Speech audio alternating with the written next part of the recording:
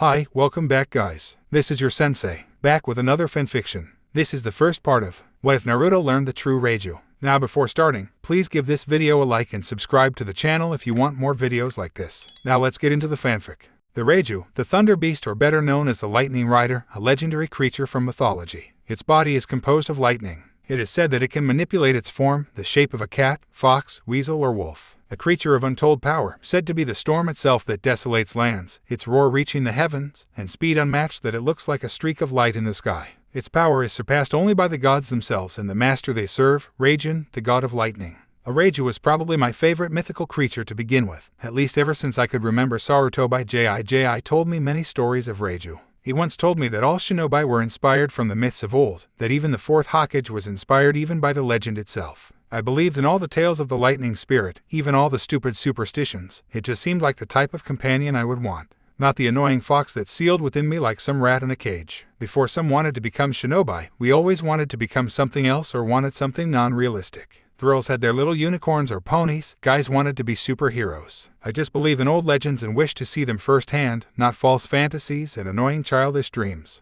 I wanted to become the greatest shinobi, the strongest of the Hokage before my time. I had that opportunity, though that was a rough road. I was never a favorite of many of the villagers, some of the ninja in a place I'm supposed to call home. I was treated with such discrimination due to fear of what I cannot control in life. The lack of attention or aid from my ninja instructors, which led me to fail 3 times for lack of help, the feeling of not being unwanted and loved. The obnoxious teacher who denied my training and the 2 teammates who I thought were my friends, end up degrading me for my somewhat false stupidity. Part of me blames it on the 4th Hokage for all my shortcomings. Even though he was my hero above all else, I couldn't be mad at him. He was doing this for the sake of the village, the home of the people he had loved, for the risk of using a child. Me, where do I begin? Oh right, I'm Naruto Uzumaki. I'm currently 14 years old on a 3-year training trip. For the last 2 months I've been stuck with the legendary Jiraiya the Sannin. Though don't let the title deceive you, he's a damn lecherous pervert who wants to do his kami damn research more than train me. Though I can't say I can complain about it, he has been helping me hone on my skills that I already have. Though it's not enough, I need to exceed my skills beyond what I have now. I need to get stronger to bring Sasuke team so I can stop hearing the childish nagging of Sakura if she hasn't matured by now. I need to outbeat any of my enemies. The fact of the matter is I am progressing by so little amounts than what I should have. I may never have the opportunity to strive and become stronger than what I am now. Strength is the only thing that will help me protect those who are precious to me, even if it means I have to use that fox's chakra. Thankfully I don't need to, after all, not after today that is. The power of a Thunder Beast in my hand, the Thunder Beast within calling for the storm to come once more. The shores of Mizu no Kuni, near the islands of Uzu no Kuni. Naruto, to say the least, wasn't the brightest of the bunch to many people, though the fact remained he was an intelligent shinobi to deceive his fellow comrades as such. As the ninja code quotes look underneath the underneath. It had been almost a year along with his 2.5-year trip with Jiraiya, not to say that it had been interesting to say the least, but the pervert did have his annoying research at hand. It was early spring when Naruto left Konohagakure and he and Jiraiya had been in Mizu no Kuni for about 2 months. Thank God for the war to be over because if the two were still here if that were the case, shit would have hit the fan. Jiraiya had trained him earlier today, more so on chakra control and his taijutsu than anything. Jiraiya's style of fighting though was complicated for Naruto to learn. The blonde took some traits of the older generation's brawling style, though Naruto felt it wasn't an all-needed necessity in his skill set. The blonde Jinchuriki thought well that the Toad Sage had other styles of fighting that he could surely learn unless he thought that it was the most compatible hand-to-hand combat style. Naruto could have asked, but the Sennin probably wouldn't have paid no mind. After all, where was he now? Local bar. Water springs during the winter. No, the old man was at a brothel in town while he was stuck in the hotel room near the ocean.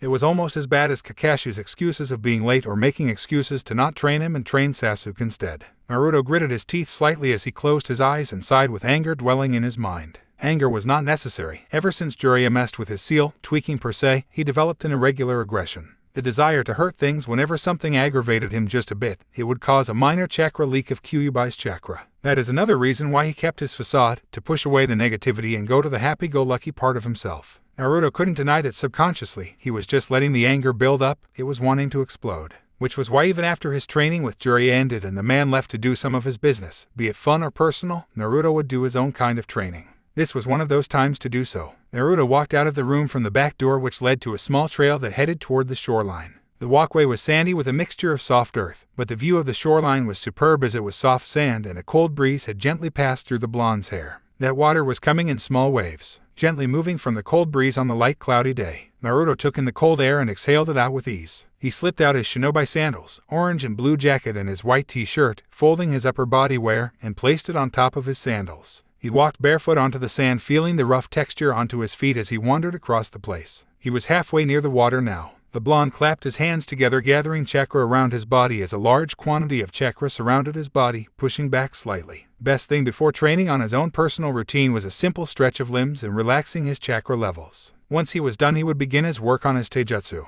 Being said that his taijutsu needed work was an understatement. It was somewhat sloppy in some aspects. He didn't know any other actual tactics than the simple cage bunshin to cause a diversion to the enemy in order to think of tactics, or just use simple brute force through most of his fights. He knew he wasn't as good compared to Lee, Neji, or even Sasuke, though he needed something in his grasp to have some even ground on any of them, no matter how strong they had gotten. He had tried from the academy style to Jiraiya's style of fighting, from even using a combination of the styles. After what seemed like 20 minutes, he stood in the same place with his head down. He closed his fist with some anger dwelling in his mind. How could he not learn a simple fighting style? It should be easy for him if he wanted to learn or make one on his own. He growled angrily, a racing and forming into his hands as he slammed the sphere of chakra into the sandy ground, causing the rotation to burrow deeper into the earth. By the time the jutsu had died down, the blonde Uzumaki had formed a crater 7 feet deep and about 6 feet in diameter. He stood back up from the crater and scoffed. "What the hell am I doing wrong?" he muttered to himself, his eyes dimmed from all the happiness and indulged in apathy. "I defeated Neji with luck, I beat Gaara, and I almost beat the living hell out of Sasuke. So why do I feel so behind?"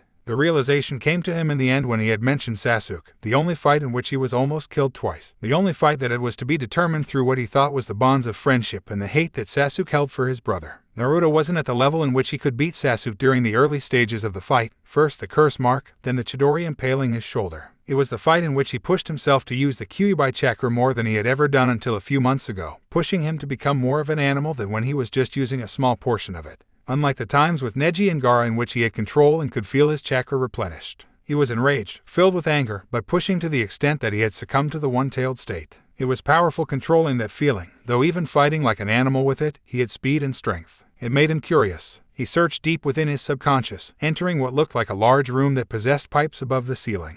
The floor held water leaking about a foot in length, and in front of Naruto was 2 red barred doors similar to what had looked like a jail cell. In the middle of it was a small sheet that held the symbol for seal on the cage doors. The sound of deep breathing had emanated through this room. It was cold. It had bared a great sense of evil that had been ancient. Within the cage, in its darkness, opened a set of crimson-red eyes that bore the hatred of all beings in the earth, one that had as two existed for what seemed like millennia. So my jailer comes to greet me at such a distance. A voice that had sounded like death came from within its own throat. "Why don't you release me from my cell? I've been a good prisoner, haven't I? I think I deserve some ... kill time." A set of sharp canines glistened in the dark as red chakra emanated over the being's body. Foul, poisonous, and deadly, it leaked out slightly as it lit the cell up, showing what looked like a fox that held orange fur and 9 tails by its side. Naruto narrowed his eyes as he stared at the beast and frowned. "As much as you feel like that reward is so deserving, I'm gonna have to pass on that. Can't let you screw with my mind after all," he said, walked closer to the cage, though not close enough to where the demonic fox could claw at him like last time. "Though checking on you is always a good thing.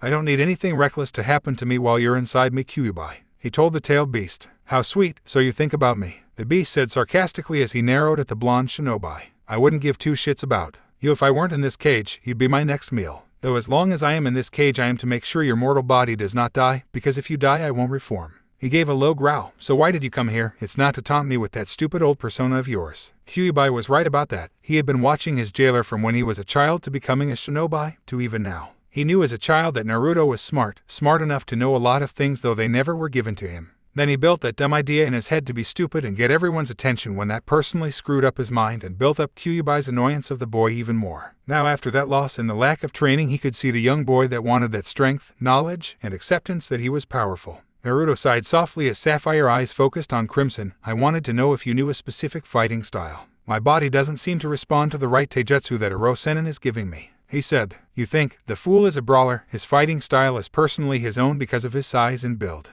You're not going to become anything like his size and build due to your body frame, not to mention you have me inside you, fool, but your extreme metabolism and advanced healing factor, all me," Kyuubi said as the fox shifted his body to look directly at Naruto. "From what I've seen from your little training, that you found a small hint on what seems you're good for. You are built for speed, your body will grow, your mass will likely remain a lean build due to your metabolism burning off most of your fat off your body, but you have quite formidable strength even without my influence. only because of that heritage of your boy. Your damn mother's vitality and prowess aside, her clan's sealing arts, he thought attentively. Naruto's eyes had raised up slightly. So if you know what my build is, does that mean you know a style specifically for me? He asked. Perhaps. Through my days of being unsealed I have come across some who have fighting arts you are looking for, even one of the animals that I have come to be. His eyes narrowed. However, what makes you think I will do such things and give you something when you have not proven your worth to me? You have not come to strike some deal with me or even come to be a decent shinobi with your foolish behavior of chasing after that annoying hormonal pink-haired girl. And that detestable Uchiha, he said with loathing in his voice. You should be able to help me if you want me to become strong. The Jinchuriki's eyes glared at the fox as he heard the term deal ringing in his ears. Somehow Naruto didn't like that at all. What would you want? He questioned quietly. Kyuubi looked at the boy intensively before saying his demand. I want you to kill the remaining Uchiha members, including that fool you call a friend. Naruto's body froze in reflex. Was the fox serious? Did he not realize the promise he kept to Sakura, his ninja way? The countless repercussions that would lead to a negative impact on him. Even while some of the villagers have changed and even some of the civilian council have done so, a good sum of the villagers still praised the Uchiha clan, envied their strength, but pitied for the boy. Then his friends would think of him differently, wouldn't they? You're crazy, Naruto yelled as he stomped his foot into the water. You think I would kill Sasuke just for a deal that you can give me what I am looking for? It's either that or keep being stupid and follow your stupid goal, with a perverse teacher who wants to watch women in the tub and go to brothels and write some good smut. See a girl who doesn't love you go to the brat who has all the fame, then see your dream of being a foolish Hokage to never happen. Kyuubi growled, this is reality, boy, and I'm always serious. If you don't take the deal, then something better be interesting to me enough for whatever happens to you so I change my mind.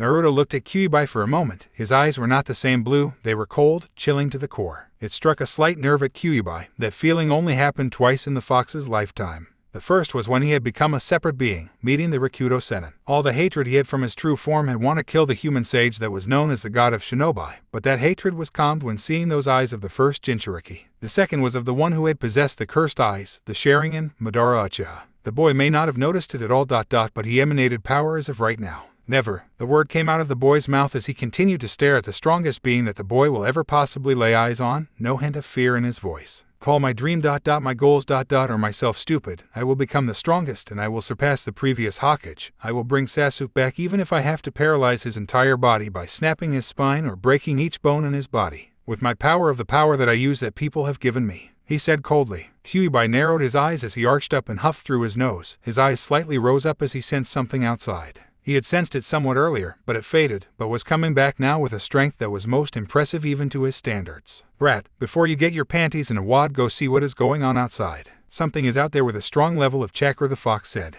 Naruto was confused for a moment, but he could hear the sounds of thunder hitting his ears like there was a voice calling him out. It caused him to lose his focus with his subconscious connection with the fox and see what was going on outside in the shoreline, something he had not expected. XXX. Waves of water were blasting around at 20 feet in height, dying down just a few meters away from Naruto. Winds were at high levels and the clouds were dark with the sounds of thunder coming about with little sparks appearing at an unnatural form within the cloud line. Naruto took a few steps back from the water and looked up at the dark sky. How did it come to be like this so fast? His conversation felt like no more than 10 minutes at least with the fox, and as soon as he hears the thunder he sees all of this come in place. He could see shrouds of lightning moving around in the clouds in a supernatural way, streaking from one place to another in each cloud as if it was alive. Naruto slightly moved up a little, curious at the movements of lightning as the single element moved around. He looked around a little more and noticed that it had not appeared from the clouds, yet the storm still occurred. The lightning streak didn't disappear though, it had come down with great speeds, mere seconds towards Naruto. The blonde had no time to react, the speed of the element was far beyond the time he could avoid it. After all, lightning moves at the speed of 1/100th of a second, and it would be a miracle if anyone could avoid the strike of nature's sword, the lightning bolt. In that instant the lightning struck his body, enveloping him in a blinding light that ascended up into the dark clouds. All Naruto could see was light, there was no pain, and slowly he could feel his conscience being pulled deep into his mind. Is this the way I am meant to die? Was the only thought he had before reaching into the deep depths. XXX. Coming out of a brothel, a tall man with waist-length, spiky white hair tied back into a ponytail, with 2 shoulder-length bangs that framed both sides of his face. He also had red lines that ran down from his eyes and wore a horned forehead protector with the kanji for oil. He also had a noticeable wart on the right side of his nose, wore a green short shirt, kimono, and matching pants, under which he wore mesh armor that showed out of the sleeves and legs of his outfit. His outfit was completed with hand guards, a simple black belt, traditional Japanese geta, a red aori with 2 simple yellow circles on each side, and a scroll on his back. Many had called by names he is well renowned as Kama-senin, one legendary Sannin, famous writer, teacher of the Yondaime Hokage, but above all else he was the super pervert, Jiraiya. Of course in his books there was always such creative and passionate well manly desires that men succumbed to and even women. Sometimes doing a little peep show here and there wasn't enough, so he would just head to the brothel to do his research. All in all for him it was a win-win situation. He got the next idea for his books and he got laid. Not bad of a life being a legendary renowned ninja. Of course he had other things to do as well. He had to train Naruto for another year and 8 months before he brought the boy home. Otherwise Tsunade would kill him if Naruto wasn't home by now, as well get killed by her knowing that he didn't fully train him to some extent. The sage sighed softly as he scratched the back of his head. Things were somewhat complicated now as of late. Naruto was somewhat distant after the first 4 months when he loosened the boy's seal in order to get more of the Kyubai's chakra and control it. Aftermath of that event, 3 weeks put in the hospital and an extra week wearing a splint on his broken arm. Being a ninja had its perks of healing, but the whole fight still hurt like hell. At one part not trying to hurt the kid at the same time attempting to subdue the beast chakra. The four-tailed state, the second stage of a Jinchuriki's transformation, was a frightening sight. Through these months Jiraiya had helped Naruto gain a good amount of his chakra control, making a new form of the Rasengan and the knack to dispel Jinjutsu of low to high levels. He was impressed by the way he could tell there was a Jinjutsu casted, though it would take a second for him to actually notice the higher level ones. The sage always reprimanded Naruto, telling him a second is what can change the moment of battle, from keeping you alive to seeing that you are killed. This would get Naruto a little agitated by the criticism, but in the end he would try to get better. I swear, he's got that nasty temper of his mother's just waiting to come out and kill me. The middle-aged man thought. To be honest, the boy had much more of his mother's personality when he had first met him, having her face as well with hints of baby fat on them. While his energetic ways had diminished somewhat, he could see his father's own personality mixing in with his own and his mother's, making him something more different. Jiraiya had been focused on his former student. Minato was always a prodigy, coming out of the academy fresh at the age of 10, becoming Chunin a little after a year. Dating Kushina at the age of 13, secretly marrying her at the age of 18, having Naruto with Kushina when he was 21 just after claiming the title of Yondaime Hokage, giving it up just as he sacrificed his life in order to keep the village safe from the wild Kyuubi, sealing it within his own son. He knew well enough that Kushina was the previous host for the Kyuubi no Yoko. Sarutobi Hiruzen, his teacher and former Hokage that had passed almost 2 years ago, had told him once he had met Kushina when she was young. For what had happened to cause her seal to break and release Kyuubi was something out of the ordinary. He had known Kushina well enough to realize that she held a strong will that was enough to hold even death itself. It was her nature as being who she was and from being from the once powerful Uzumaki clan from Uzu no Kuni. If it wasn't that her will had given up, it was from the fact that someone had intervened. It was one of many reasons that he had not been in the village after nearly 12 years. Gathering information of Orochimaru, the organization known as the Akatsuki, just as much to get any theories on what event had occurred that caused the Kyuubi to be released, to which he had many hunches. Though he had just one other reason, one that made him feel guilty for more than a decade. That reason was Naruto. The boy had so many traits of both his parents that he couldn't bear to watch the boy take care of him like he was meant to do. The student who was like a son to him, the couple who named him the godfather of their soon-to-be child to ensure that the man would always partake in the child's life in hope of better or worse situations. It was obviously clear that he wasn't there for anything, not seeing that he had proper care, treated well by the people, seeing him in his starting days in the academy, not giving him any training during his days in school, not seeing him graduate, not even seeing him for his birthday. The man had screwed up as godfather. He had only hoped he could repent for that mistake and make amends by teaching the boy, though that wasn't going well as it is now either. His ninjutsu is his somewhat strong point, but his level of doing hand signs are almost abysmal and he relies too much on those damn shadow clones of him. I try to help him with what taijutsu I know, but it doesn't seem like he's naturally set for my style of fighting. I need to work on those two the most before I could properly teach him anything else. He thought. The idea of Fuinjutsu crossed his mind as well. The boy was in Uzumaki. Perhaps his genius and seals could be around the older man's own or even greater. Perhaps I will teach him that next, after his skills have increased with his ninjutsu and taijutsu. The white-haired shinobi smirked. He would have to put his writing on hold for a couple months, but it would be worth it in the end after all the training he received to improve his main skill sets before going into the sealing arts. The rumbling in the sky could be heard from Jiraiya's ears as he looked up, as he gave a quizzical grunt as he looked at the sky. He was somewhat surprised at this occurrence. There was little to no clouds in the ocean, and now there was a storm brooding in the sky, all black and ominous. Though what was curious was the lightning moving around in such an unusual way. It streamed across the clouds like it was alive in some way and came down as more of a ball of light that was spiraling down than a normal lightning bolt. The sound of it cracking down on the earth, the sound of thunder had echoed into town, getting the attention of everyone, shopkeepers, civilians, ninja in the area, and even the great ninja himself. The sound had quickly died down and a light surged up into the sky into the clouds. Jiraiya took a few steps and stared at the light in shock before he looked into the direction the light was in. His eyes had stayed on the area and paused. It was just 2 miles away, where the hotel he and Naruto were at. Instinct ran through his spine as if telling him something was wrong. He ran toward the direction as small beads of sweat dripped on his face and was filled with anxiety. He felt something had happened to his student, something entirely different than just Kyuubi or Akatsuki, but he felt like he was dead on the subject. Naruto, you better not be dead, otherwise I'll have more than just Tsunade to worry about, he thought as he hoped to make it in time before it was too late. XXX. White. All there was in Naruto's sight was just white. He couldn't tell if he was alive or dead. He felt though that he was still alive, just stagnant, somewhere in his mind after being pulled in so abruptly. He could hear the drops of the sewer within his mind drip as it hit the water. Though he could hear a vibrant sensation, the sound of ringing like a vacuum of sorts. He could hear the low growl of the Kyuubi grow louder as it casted out. The light had died out, the view now becoming what seemed like was now the sewer tunnels. For a moment he walked around until he saw a flashing blue light at the left corner, then hearing the infuriating roar of Kyuubi along with the banging of bars as it was attempting to do attack from what Naruto could tell. Naruto, as cautious as he was of whatever was making the tailed beast infuriated.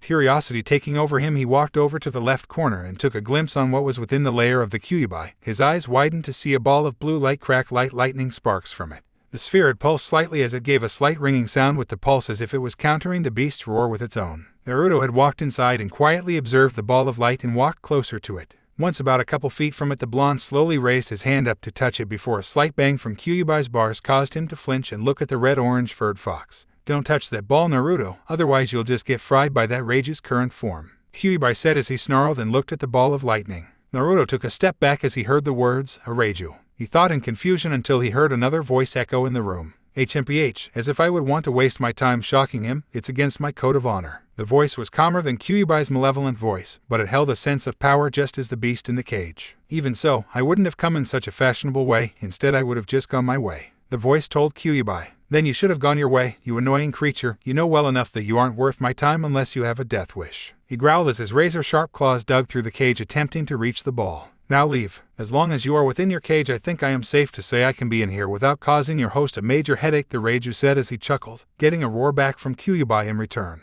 Naruto spat out, breaking the tension of the situation as he heard a humming question from the ball of lightning. You're a Raiju? He asked questionably to the being within the lightning sphere. Of course I am. This is just one of my forms, the voice said as the sphere had begun to change, morphing into a bodily form. The form was slightly hunched and 2 feet about 7, but 8 feet tall upright. Once the light died down, the features were more clearer to view what the being was now. The creature bore antlers on its hair similar to a deer's, but were differently structured. The mass was bulky, built lean, yet at the same time was more muscle mass than anything. The Raiju had white fur with black stripes on its back, arms and hind legs like a tiger, but bore near similar features to that of a canine, almost like a fox or wolf. Its teeth were pure white and as sharp as its claws, and its eyes were pure blue similar to its long white hairy mane that fell from its head. I believe my hybrid form shall suffice. Naruto stared at the being. It radiated energy around its body, white and pure as it screamed out power. He had heard stories from Sandaime when he was little, the tales of Raijin's companion, the beast who was as fast as lightning, as such, was known as the Lightning Rider. To see one in person was such an honor, but a joy for him. How did you? Naruto stuttered out as he blinked in surprise as he was at a loss of words. How did I get here? A legendary creature finished Naruto's words, only for the boy to simply nod in acceptance of the words. Well, it's obvious. You were just struck by an oncoming ball of lightning outside of here. I just enveloped you and went inside your seal is all. I was curious about you, so I wanted to see what was in this little head of yours, he said as he looked at the blonde. I guess I am surprised. If I had known you held a being such as this inside you, I would have probably just let you be. Especially with this one, the canine-like creature said. So you two know each other then? The Raiju looked at Naruto and hunched down to match the boy's height. Not exactly. Let me just say I've heard of him and have been familiar with something of sorts that was like him past-wise. Naruto was confused at first when he had brought up something such as a being like Kyuubi. Was there a connection of sorts in this, or was there a sort of familiarity? Though the thought stopped within his mind when he had heard the beast. So, I guess since you've seen him you're gonna leave like that, huh? He muttered to the deity. His pure blue eyes stared at Naruto for the longest time. No, not yet at least. Your nature as a Jinchuriki is somewhat opposite to those before you from the past, among other things, he said softly. Naruto looked at the beast as he paused. Jinchuriki. He paused as he looked at him. What in Kami's name is a Jinchuriki? I'm smart, but not everything was taught about something like that in the academy. As well, I wasn't quite treated fairly, as you know,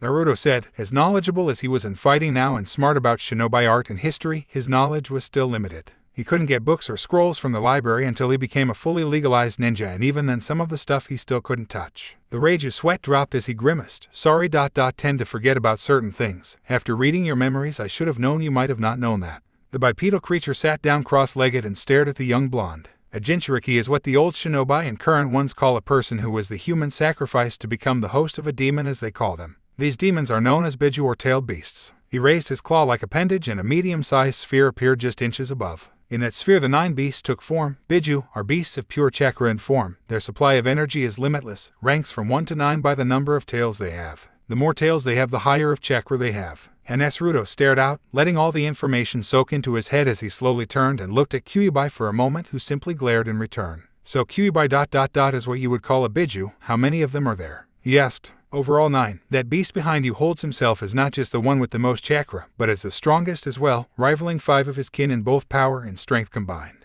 While we immortal beings aren't too fond of the Biju, we know their power. While some of us are on level to some, hardly none of us can defeat a being such as him, even if half of his chakra is gone. He looked up at the beast. When your previous Hokage had sealed the beast in you, he sealed half into the Shinigami. Because the beast held too much chakra to be sealed into your newborn body, as well as it being impossible to seal it entirely within the Shinigami, he would simply reform once more into the world within a certain time, be it days or years. So wait, what you're telling me is that even if I die, he'll still come back? He said angrily and pointed at the red fox behind him. What's the point of sealing them inside a person when no matter what they will come back? That would mean that we are nothing more than just people who just ostracized from the other human population, a ticking time bomb waiting to explode. Calm yourself, boy, otherwise your mouth will be shot off your face, the Raiju said in a commanding tone, quickly shutting the blonde up. The Thunder Beast stared at the boy with tiresome eyes and shook his head. I understand your reasoning, I truly do. A Biju is made up of living chakra. To reform will simply be its chakra's nature. The idea of humanity holding these beasts was a mistake. Though at the same time it was a choice made for the best, for these creatures were born from hate, a darkness not just man feared, but the gods themselves. Sealing them in humans a risky price, though at the same time is a benefit for all. How so? Naruto asked. The mythological creature gave a toothy grin. It keeps stability for humanity, a sense of peace with no destruction caused by these chakra monsters. You gain the abilities through the beast within you, then finally the beast can tame himself unless their will is strong, thus it will be your job to be its tamer. Its ally.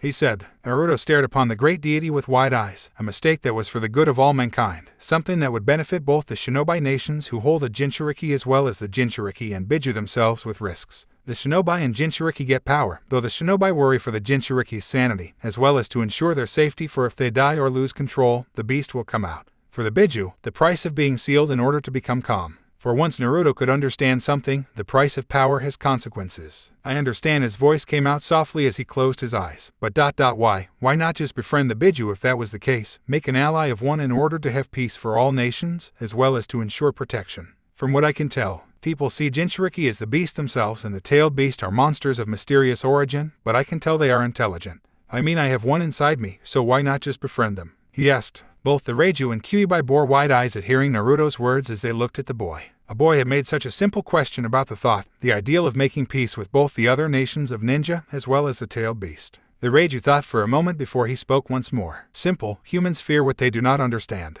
It is human logic to think that way towards anything that is irregular to the world. Biju are beasts that hold limitless chakra that is hundreds to thousands of times the amount a normal Jonin level ninja holds. Yet very few humans hold knowledge of what they truly are, just believing them to be nothing more than mindless animals when in truth they are smart. Ancient as the few remaining gods in this world. The beast closed his eyes. There was a time they understood. It was a time of great fear and darkness within the world. Remember what I told you of the time in which it was a fearful time with not just man, but the gods as well. It was caused by a powerful entity. An entity that had gone by many names before it became different beings. Naruto was about to ask, but he had received a low growl from Kyuubi's end which silenced him. He sighed softly as he looked back at Kyuubi and then back at the Raiju. So aside from this, why did you come here? You said my chakra was familiar to you, but how? Ah yes, the reason why I truly came here. Well, when I felt that spike it caught my eye, it was so familiar to one who was just like you. You could say he was a lot like you in most ways. You and your beast shared many ties with him, both distant and very old. He pointed one of his large fingers, his sharp claw pressing at the blonde's chest. Which is why I have a gift for you. I would like to give you what you ninja call a Kekkei Genkai of sorts. Naruto froze for a moment as he heard the two words. His eyes brightened up light stars as he moved around the Thunder Beast with amazement and excitement at heart.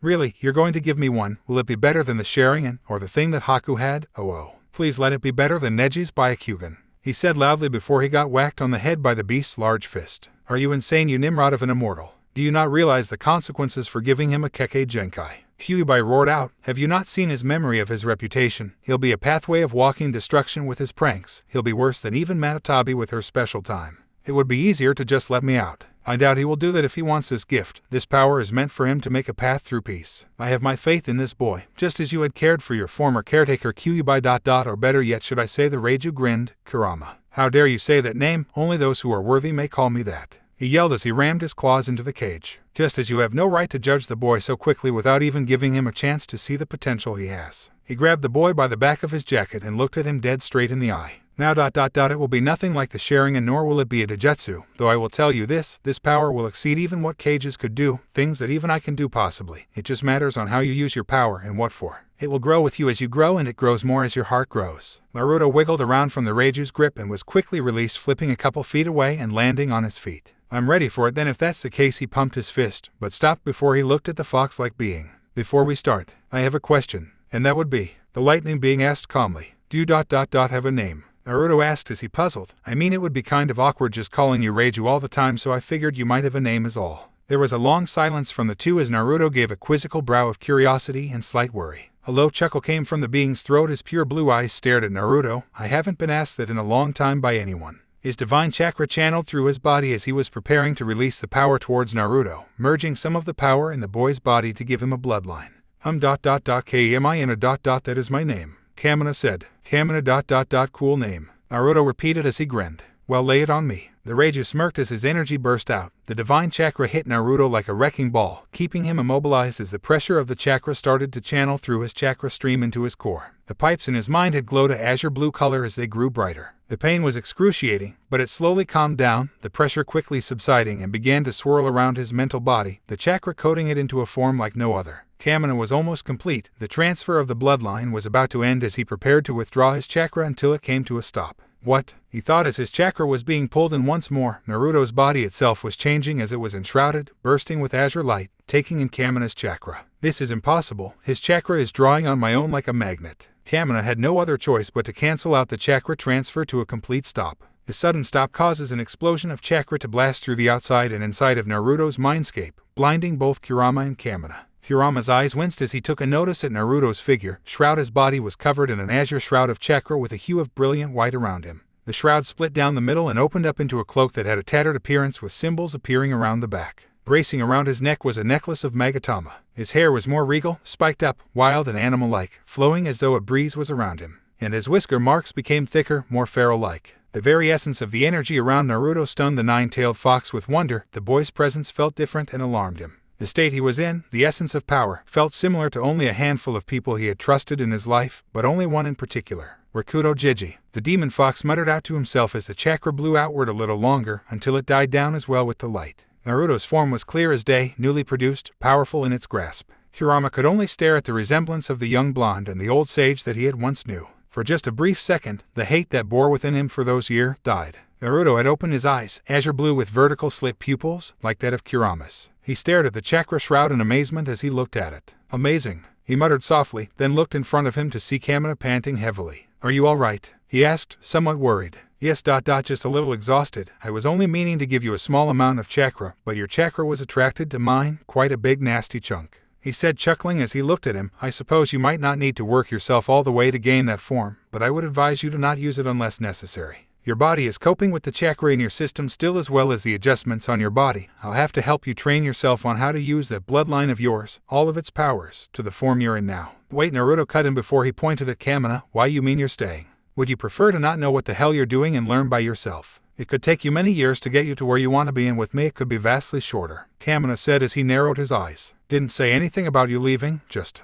will you and Kurama start a fight? He asked. I don't intend on making your brain mush, boy. So that's a now unless it's necessary. The Raiju could sense someone coming. Someone is coming, Naruto. I suggest you leave this place, but before you do, suppress your chakra. You're like a beacon for danger out there, he said. Naruto nodded as he turned to leave until he felt Kyuubi's, now Kurama's, claw hit his forehead. His eyes widened as memories began to flash into his head. Something he would have never expected as he was seeing two styles of fighting, a style in which was nearly similar to a fox's nature, the other nearly similar to that of a dragon in flight. The memories had ceased as Kyuubi's claw removed itself from Naruto's forehead, leaving the dazed blonde confused. Once his mind had become clear, Naruto could feel a sensation of information and memory of fighting, two fighting styles. What? Ryuken and the Saitome style, ancient arts which were lost many years ago. The fox said as his eyes furrowed, "Do not think I like you, Uzumaki Naruto. I loathe your being, but your life has become interesting, and for amusing me I gave you knowledge in return." Naruto looked at the fox with widened eyes and smiled softly. "Thanks, Kurama," he said before getting a growl in return.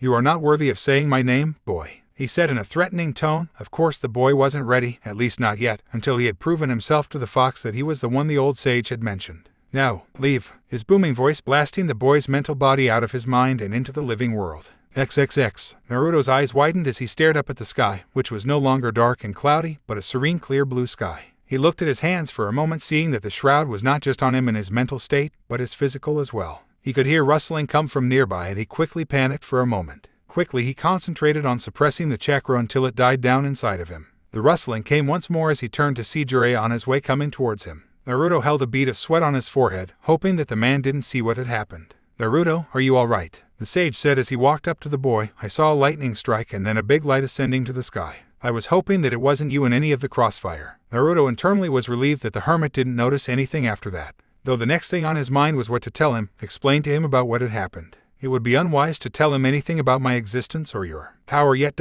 Wait until everything is settled down for a while, until you get into your training with him and with myself," Kamina said as his voice died down. I didn't see anything," Naruto lied. "I woke up just about 15 minutes ago and I decided to do some training after I washed up."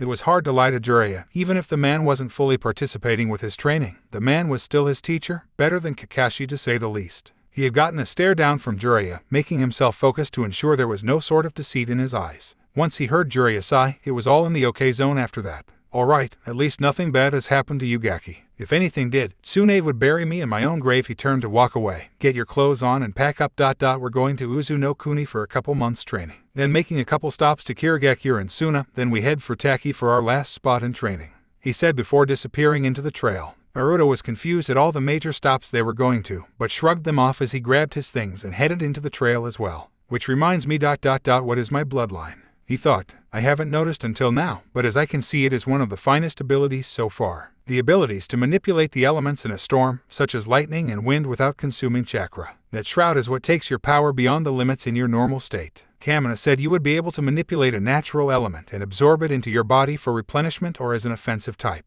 Same with elemental attacks from shinobi who hold the same elements, the ones for a storm. "So basically I'm a walking storm," Naruto stated as he smiled. "Freaking sweet databao." "Indeed," Kamina said as he paused, though. What will you name it?" Naruto puzzled as he thought for a moment. A fox-like grin appeared on his face as he said two words. "Raiju Arc." Naruto and Jiraiya walked through the town streets towards the harbor platforms in order to rent a boat that will take them to the homeland that is Uzumaki no Sato. Naruto glanced upwards and scowled, covering his eyes with his hand as he aimed to block out the harsh rays of the sun. It was unnaturally hot today, and it showed from the fact that many of the town's populace were fanning themselves or guzzling down water in the way Naruto would chow down on his beloved ramen. "Oi, Ero Senin, why are we walking here through the town? Why can't we just run on the rooftops to get to the harbor?" Naruto asked. Jiraiya turned back to glance at his disciple. "Naruto, it is best to keep a low profile here, seeing as how we are in an area of the elemental nations where shinobi tend to be rather scarce. I don't want to take any chances with the fact that even though the Akatsuki have paused in their activities, they may still be wanting to keep an eye on you. Us performing shinobi acts might ruin our chances to avoid being detected by the Akatsuki, as well as making a big spectacle of ourselves should we do so, and if they are watching us, they may want to attack and you are not strong enough to take them on yet," the white-haired sage explained. Naruto frowned. Jiraiya's reason and logic did make sense despite wanting to refute it. There was no telling what the Akatsuki were planning, even with Jiraiya's spy network doing what it could to keep an eye on the organization. Naruto's hands clenched into fists as the images of Uchiha Itachi and Hoshigaki Kasama appeared in his mind. It was the image from when the two Nuke Nin had first arrived to take him for the Kyuubi that resided within him. He was practically useless when Kasama had the Simhata take his chakra, and there was nothing he could have done to stop the two powerful shinobi if Jiraiya hadn't shown up when he did to stop them. "I have to become stronger. And I will," Naruto thought, determination flashing across his face. However, the determination was soon replaced with annoyance when the sunlight assaulted his eyes. Wait, Kamina said the Raiju Arc could allow me to manipulate elements of the storm. Maybe I could make a cloud cover or something to block out the sun. Naruto smirked as he aimed to draw on the abilities of the Thunder Beast, but suddenly he felt a tugging at the back of his mind. He blinked and he found himself within his sewer-like mindscape standing before the dragon-like beast and the crimson-furred kitsune. Huh, what the? Kamina, Kurama. I would advise against using the Raiju arc, Naruto. Kamina spoke, his form letting loose random sparks of lightning as he did so. The red-eyed Kitsune snarled, his tail swishing back and forth in a wild manner. I would also advise you not to use my real name without my consent to do so. I will not have some idiotic monkey such as you utter it from your lips so casually. My name is only worthy for 3 people and they are long gone and none have ever earned my respect to say it and you uzumaki have not done so. You are to refer to me by my title and my title alone. I am Kyuubi no Yoko, the most powerful of all the Biju, and I suggest you refer to me as such unless otherwise before I flood your system with my chakra and burn your entire chakra network. Naruto and Kamina stared in shock at the malevolent tone the Biju had used in response to Naruto's usage of his actual name. True, the beast was a being of pure malice and contempt with a mixture of pride, but the anger that came about by Kurama seemed different to the one that Naruto usually felt when meeting with the demonic Kitsune. You seem rather against my using your real name, though what is the point of me knowing your true name if I can't even use it? Naruto asked. The nine-tailed fox snarled at its Jinchuriki before slamming its claws against the bars of the cage that held it back. If it weren't for this damned seal I would have your head, Uzumaki. The point is that my name remains out of your mouth unless you have earned my respect, which you have not. Kurama roared. Naruto stared into the crimson iris of his Biju. The blonde then broke out into his trademark foxy grin. Well then Kyuubi, guess I'll have to work hard to earn your respect then. The response caught both Thunder Beast and Biju off guard. What? Kurama exclaimed. Naruto chuckled. I did just say that if I can't say your name ... then what is the point in me knowing it? Now I know your reason. I can see how much your name means to you. After all, a name pronounced is the recognition of the individual to whom it belongs to, and your name represents who you are. You seem very proud of your name, so I will comply with your request and earn your respect, Naruto said. Kurama and Kamina looked at each other and then back at the blonde. Kurama growled, but an amused smirk found its way to his face. I will enjoy watching you struggle to achieve that, Gaki. Kurama then turned and headed back into the darkness of his cage to take a nap. As the fox did so, the Raiju turned to look at Naruto. You really are an interesting individual, Naruto Uzumaki. Maybe so ... but I enjoy being challenged. I've gone up against impossible odds before, like when I learned the Rasengan and I've come out on top all the same. Besides ... if I do this I can go down as one of the first Jinchuriki to befriend their Biju. Naruto grinned, earning a chuckle from the Thunder Beast. Kamina nodded before Naruto spoke once more. So why did you say you were against me using the Raiju arc just to make a simple cloud cover? Naruto asked. Kamina cleared his throat before speaking. Yes, well you see Naruto, you have only just received my powers yesterday. The Raiju arc, as you have dubbed it, combines the powers of wind and lightning to give you the ability to command the elements of the storm. Kamina explained, raising his hand, conducting plasma energy around his hand before it turned into sparks of lightning. While you may be able to draw upon them and use them, you are inexperienced. Lightning and wind are 2 of the most unpredictable elements in not just nature, but in chakra as well. These elements combined can make an even unique, but dangerous result. If you choose to perform the Raiju arc, you may end up potentially hurting yourself or the people around you, like the civilian populace you and your sensei are currently surrounded by. I'm suggesting you withhold such thoughts and give yourself time to train in the Raiju arc when you arrive at this Uzu no Kuni that your sensei spoke of. Oh, he said intelligently. Well, I see where you are going with this, okay. I won't use the Raiju arc for now at least. I better get before Ro Sennin realizes I might not be paying attention to him. Naruto then vanished from his mindscape, leaving the 2 powerful beings that resided within it to their own devices.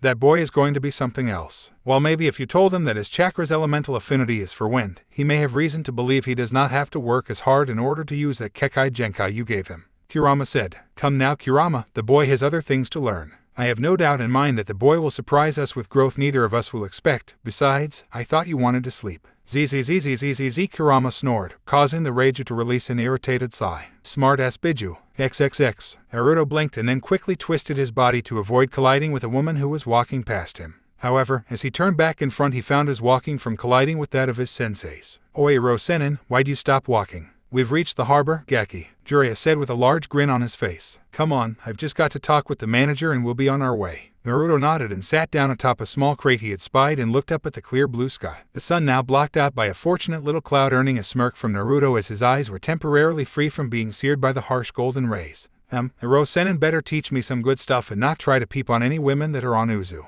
If he does, I don't give a damn, Sannin or not, I'm kicking him where the sun doesn't shine. Naruto muttered. He looked up to see Jiraiya talking with a rather lanky-looking man who had a stern look on his face, most likely the boat manager. After watching the 2 men converse, Jiraiya pulled out his Ika Ika Paradise Volume 8 and handed it to the man. A pleasure doing business with you, Jiraiya-sama. The man yelled out. Naruto's eyes narrowed. So much for keeping a low profile so the Akatsuki won't find us, he thought. Jiraiya sauntered over his disciple before pulling the teen to his feet. Come on, I got the boat for free because the guy loved my novels. You mean the disgusting smut, you right. Yes, there is some good that can come from those things. Naruto laughed. Jiraiya slapped his student upside the head, but the blonde continued to express his amusement. After getting on the boat, Jiraiya made a cage bunshin to row the aquatic vehicle across the clear waters. So Aro-sennin, are you going to teach me anything cool? Naruto asked with an excited look on his face. Jiraiya tapped his chin as he observed his student. Well, I don't think I can give you any taijutsu training until I can find a suitable style for you, so I guess I will work on your physical capabilities a bit.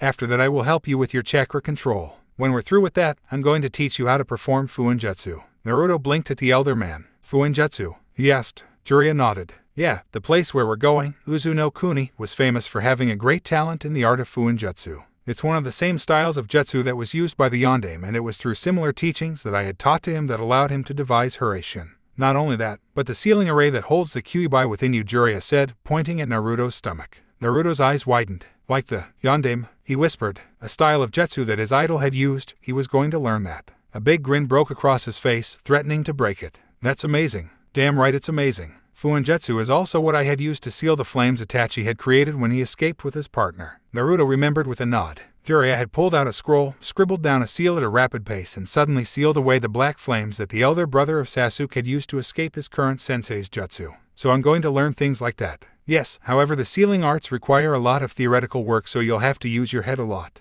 I know you're the kind of person for practical work, seeing as how you're a kinesthetic learner, but I have a feeling that you will have a rather unforeseen talent in the sealing arts. Jiraiya said with a proud grin. That, and because you have the blood of an Uzumaki and a Namikaze in you. You will no doubt be a force to be reckoned with if you get the hang of Fuinjutsu, Naruto ... just like your parents. He added an afterthought. I see. Anything else you have in mind? He asked. Yes, actually. I will teach you to play some strategy games to sharpen your mind. Hanafuda, Go, and Shogi are prime examples of such games. It will help you to make strategies and rely on tactical warfare when in battle. Jiraiya gave the genin a smirk as he narrowed his eyes. Naruto, you often rush into the fight and end up making up a plan on the fly, but this only occurs when you are in the middle of the fight. I realize that you are a great shinobi due to this amazing gift to come up with such amazing strategies on the fly, but if you are able to think ahead of such strategies, you will fight and you will have a greater chance of success in the long run. When you return to Konoha, you will be returning to join up with a team by your side instead of just going with me or solo. That means thinking ahead to reduce the risk of losses on a mission. The blonde Jinchuriki remained silent as he looked up at the clouds. He smirked as he felt relaxed upon looking at the skies. So this ... is why Shikamaru always likes to watch the clouds. The blonde mused. After a half an hour had passed, Jiraiya stopped his cage bunshin from rowing and the clone dispersed in a puff of smoke. Naruto's eyes shot open, having fallen asleep during that time, and stood up. Are we here? He asked. Jiraiya nodded and moved aside so Naruto could see the large island of Uzu no Kuni. Living true to its name, the island was surrounded by a large mass of whirlpools. Naruto's eyes narrowed, trying to see up further ahead, trying to see if he could get a glimpse of the island's characteristics other than the scattered forests. He then turned upon hearing Jiraiya step atop the water. Why are we walking? He asked, picking up his backpack and followed his sensei's lead. The island of Uzu, despite having been wiped out long ago, still has some protection seals surrounding it. There's a reason why people rarely come to visit or even venture towards this place, Jiraiya said as he took out a shuriken from his weapons pouch. He flung the star-shaped weapon, and as it crossed over into the territory of whirlpools, Naruto's eyes widened as he saw the whirlpools suddenly react to the shuriken's presence. Naruto's eyes widened as he saw the whirlpools suddenly spring to life, rising up like serpents before one of them engulfed the shuriken and dragged it down into the depths of the ocean. The whirlpools then returned to normal and the two shinobi were now staring at the waters. What was that, Aro-sennin? That was a protection seal devised by the inhabitants of this island when they were still alive. This was probably one of the outer perimeter seals to try and dismantle any enemies trying to invade on water. Jiraiya walked left as he moved away from the hidden weaponized watery terrain. It is still a mystery as to how the feared people of this island had their defenses breached and thus resulting in their people being slaughtered. It was one of the worst genocides in the history of the shinobi world, Jiraiya informed his student. However, I do know a way around it. Follow me. Naruto followed Jiraiya and they walked along the water's surface before coming to a clear path, void of whirlpools. Jiraiya glanced back at Naruto. Uzushiagakure, former homeland of the legendary Uzumaki clan. Naruto ... The island only recognizes those with Uzumaki blood, and so you will have to venture through the path first before I can follow. Once it recognizes you, the defenses will be dropped until you reach the island's coastline. Jiraiya thought. He never really liked using people, but it was the only way he could get to the island without being killed by the island itself. Plus, he couldn't tell Naruto of his heritage. Not yet. I made a promise to your parents that I would protect you, Naruto. If I didn't keep your heritage a secret, I'd be failing that promise. Jiraiya then ushered Naruto through first, causing the blonde boy to wonder why he had to go through first. A real ninja fears nothing, now go. I follow you after, I just need to make sure I have the supplies I need to teach you the Fuinjutsu. Jiraiya half-lied as he pulled out a small scroll. Naruto stared hard at Jiraiya as the white-haired porn writer was going through his backpack in a very serious manner. Naruto shrugged before venturing through the clear path. Unknown to him, the water beneath suddenly had a large seal array on it and a chakra pulse was released. Naruto felt the pulse and looked around before noticing nothing, though he kept his guard up even more than he had done before. The seal array suddenly began to twist and swirl. A ring of seals appeared, forming concentric circles. The center of the seal suddenly morphed in shape, and where there was nothing, there now lay the kanji for Uzumaki. Jiraiya spotted that and smirked. The defenses had been let down as the island had recognized the Uzumaki blood within the blonde. Thank you, Kushina-chan, he thought to the heavens, clasping his hands in prayer. He then followed after his blonde pupil, and the two continued to walk until they reached the coastline of the island. As soon as the two set foot on the island, Naruto immediately surveyed his surroundings. The stone beach made a crunch-like sound as he walked along it, Jiraiya walking alongside him. Numerous trees formed the forests he had spied earlier on. However, what took a large majority of the island was the large amount of rubble that filled the island. Dilapidated buildings, towers, and other forms of infrastructure that once stood tall were now cracked, broken, and some of which had been reduced to piles of clay and stone. Naruto observed the area and felt a tug at his heartstrings. What happened here? Naruto thought before he heard a loud snap. Beneath his foot, he looked down and his eyes widened. A human skeletal forearm, now broken due to the pressure Naruto's foot had exerted on it, lay beneath him. The body that the arm was attached to lay beneath a large slab of rock, and Naruto saw traces of red hair poking out from beneath the slab. He looked at the forearm once more. It was small, a child, Naruto guessed. He then turned to Jiraiya, who had placed a hand on his shoulder. Come on, Naruto, we can't bother with the dead, he said. Naruto gulped before looking at his sensei. I know you said that the people of Uzu no Kuni were killed off in a genocide, but this is unlike anything I would have imagined. Naruto walked away from the broken form of the child before following Jiraiya through the broken land of Uzu. After a few minutes, Jiraiya and Naruto had reached a suitable area of forest that lay past the ruins of Uzu. It was spacious and there was a river running through the area. Naruto followed the river's opposite flow path and came to stare in awe at the majestic mountains that were almost completely obscured by the tall trees.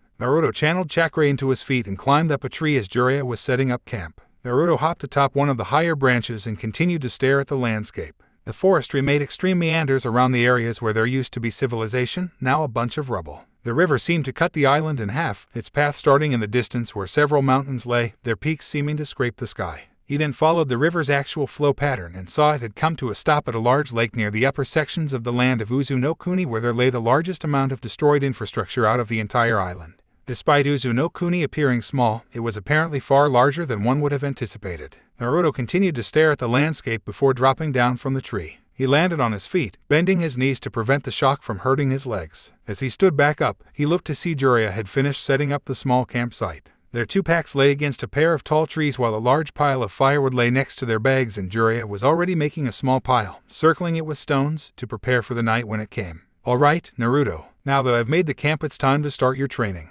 he said in a serious tone. Naruto nodded as the training began. It was a rather uneventful set of training, though, seeing as how Jiraiya had him practice his chakra control by running up and down trees as well as walking along the flowing waters of the river. He had walked atop the frickin' ocean to reach the island, so the river was child's play to the blonde Jinchuriki. After a few hours of practicing chakra control, Jiraiya made Naruto do a variety of exercises to increase his body's capabilities. 400 push-ups, 200 sit-ups, 350 handstand push-ups, and then a few punch and kick drills against the thick trunks of the nearby trees, which were also placed at a number within the hundreds margin. Alright, Naruto, now that the warm-ups are done, I'm going to get a feel for what you would need improvement in. Your tests will be in terms of strength, speed, agility, endurance, flexibility, and stealth, Jiraiya said before getting into a basic stance. He tucked his arms in so that his hands were against his waist and his legs were spread a bit past shoulder width and bent at 90-degree angles. Alright, now then, punch me and kick me, Jiraiya said. Naruto shook his head. What? He asked. I said hit me. Give it everything you've got. I know you're 14 in genin level, so your strength may not be all that great, but I can take it.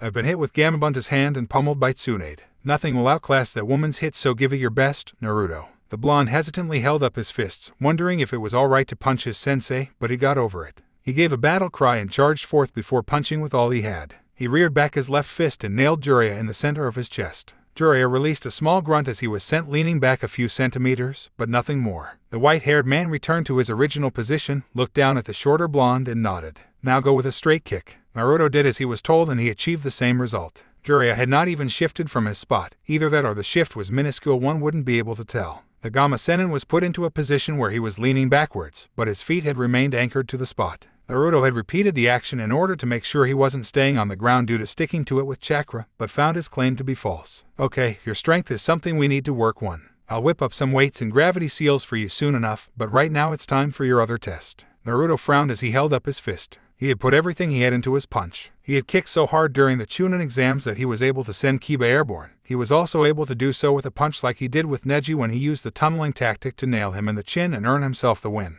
He was able to appear in time to save Sasuke from being attacked by a half-transformed Gaara during the war against Suna and Oto by kicking him in the jaw, sending the red-headed boy soaring for a few seconds. However, Jiraiya hadn't even moved from his spot. Is the gap between me and a Sennin really that big? He thought. He then looked up upon hearing Jiraiya take out a few kunai and shuriken. Now I want you to dodge these. I will throw them at only half my actual speed of throwing, so that might help you a bit, so be prepared. Naruto's legs tensed as Jiraiya held up the weapons and with a flick of his wrist sent them soaring towards his pupil. Naruto's eyes widened, but his lightweight body and his lean frame was what gave him the edge. The 4 shuriken that were sent towards him were avoided. One was ducked under, the second was avoided by Naruto twisting at the waist before he leaned backwards so his upper body was parallel to the ground to avoid the third. To avoid the fourth, he had went with the momentum of his leaning backwards and went into a handstand and bent his arms, allowing him to push off and avoid the 4th shuriken. However, he quickly had to rotate his body to avoid the kunai that was aimed for his head. "Boy, watch it," he yelled as he performed another aerial twist, spreading his legs apart in a straight split to avoid the second kunai that made him gulp and pale with fear as he felt the blade just barely touched his genitalia. He then reached out and snatched Jiraiya's 3rd kunai out of the air and threw it back at the 4th.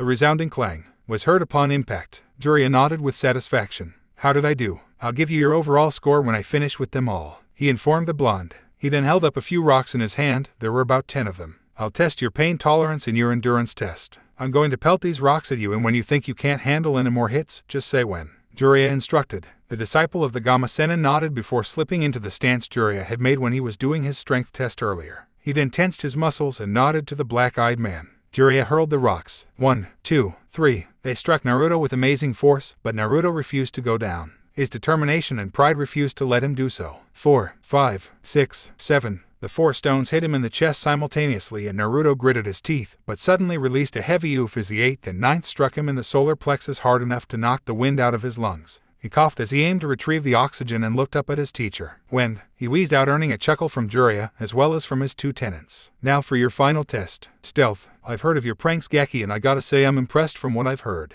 At the age of 6 you were able to sneak into the Hyuga compound and hit them with glitter cannons and rainbow paint. Able to make the Naras look like giant chickens with the classic glue and feathers with a red rubber glove atop the head and a yellow paper cone for a bee. Venture into the academy, which is guarded by a few high-level chunin, and stick all the chairs up against the ceiling by nailing them down ... or up I should say. At age 7, you broke into the Uchiha compound and face-painted all of them in their sleep so that they had mustaches, monocles, and whatnot on their faces, as well as plastering a clown face onto Uchiha Fugaku's face. Jiraiya and Naruto laughed as the white-haired man listed all of Naruto's most notable accomplishments as a master prankster before stopping at the final one. And the coup de resistance, at the age of 12 ...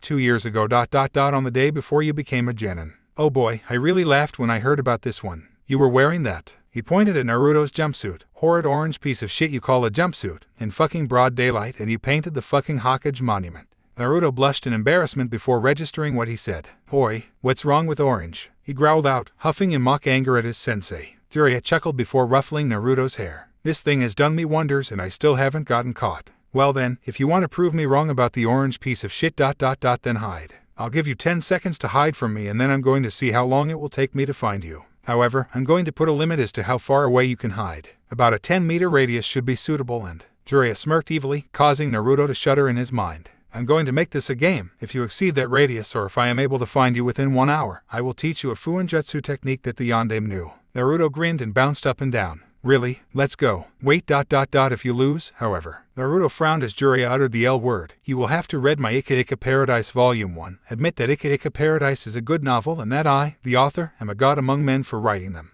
Naruto's eyes widened and his jaw hung loosely. He couldn't ... it wouldn't be possible. He couldn't say those things to the perverted man. It just wasn't humanly possible for a boy like Naruto to. The blonde shuddered compliment the pervert on his literary works, but he weighed his options. On the plus side, he could learn a cool jutsu. On the cons end of the scale, he would have to swallow his pride and compliment the pervert for his perverted deeds. Jutsu ...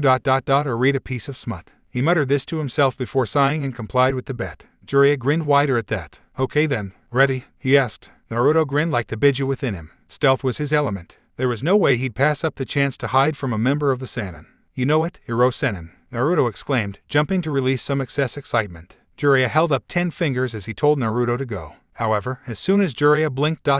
he realized he made a very grave mistake. The boy had disappeared within that split second and Jiraiya's face paled slightly as he tried to feel for the blonde's chakra. Impossible ... he's able to suppress that large chakra supply of his. Just what the hell is this Gaki? He thought as he began his search for the blonde. XXX. 1 hour later, Jiraiya scowled as Naruto was riding atop the older man's shoulders on their way back to the campsite. Hirosenin lost. I'm going to get a cool Fuinjutsu too, Databeo. He laughed. Jiraiya's eye twitched. I can't believe it. I'm a seasoned ninja, a cage-level ninja and a member of the Sannin ... and yet I was unable to find a dumbass of a 14-year-old brat still getting his ears wet as a shinobi. Jiraiya muttered. I resent that comment about being a dumbass, Hirosenin. Naruto deadpanned. Now I see why those Anbu have good reasons as to why they were unable to catch you. Jiraiya said as he dropped down with Naruto and the blonde was roughly dropped down on the ground as he had fallen off of the older man's shoulders. Hit I, Hirosenin, that hurt, Naruto said as he rubbed his hurting cranium. The two males then looked up at the sky and noticed that it was almost sundown if the sky's color was any indication. No longer was it blue, but reds, yellows and shades of magenta were beginning to bleed into the expanse of blue. Jiraiya then walked over to the sizable pile of firewood and threw in a few sticks within the already prepared set he had made prior to Naruto's tests. He then set it aflame with a small katen jutsu. So how did I do, Hirosenin? You said you'd give me my overall results when we were finished. He said. Jiraiya nodded as he sat down on the grass next to Naruto. Now Naruto, you are good shinobi, but it appears that whoever was your Jounin sensei didn't do a very good job since you appeared to be self-taught. Kakashi was your sensei, right? He asked. Naruto frowned and nodded. All he taught me was tree climbing. There were a few team-building exercises and he made us do a few tactical training drills, but there was nothing he taught me and Sakura-chan individually. Everything was given to the team. I know he needed to train him with the Sharingan, but he got taijutsu training, he got speed enhancement training.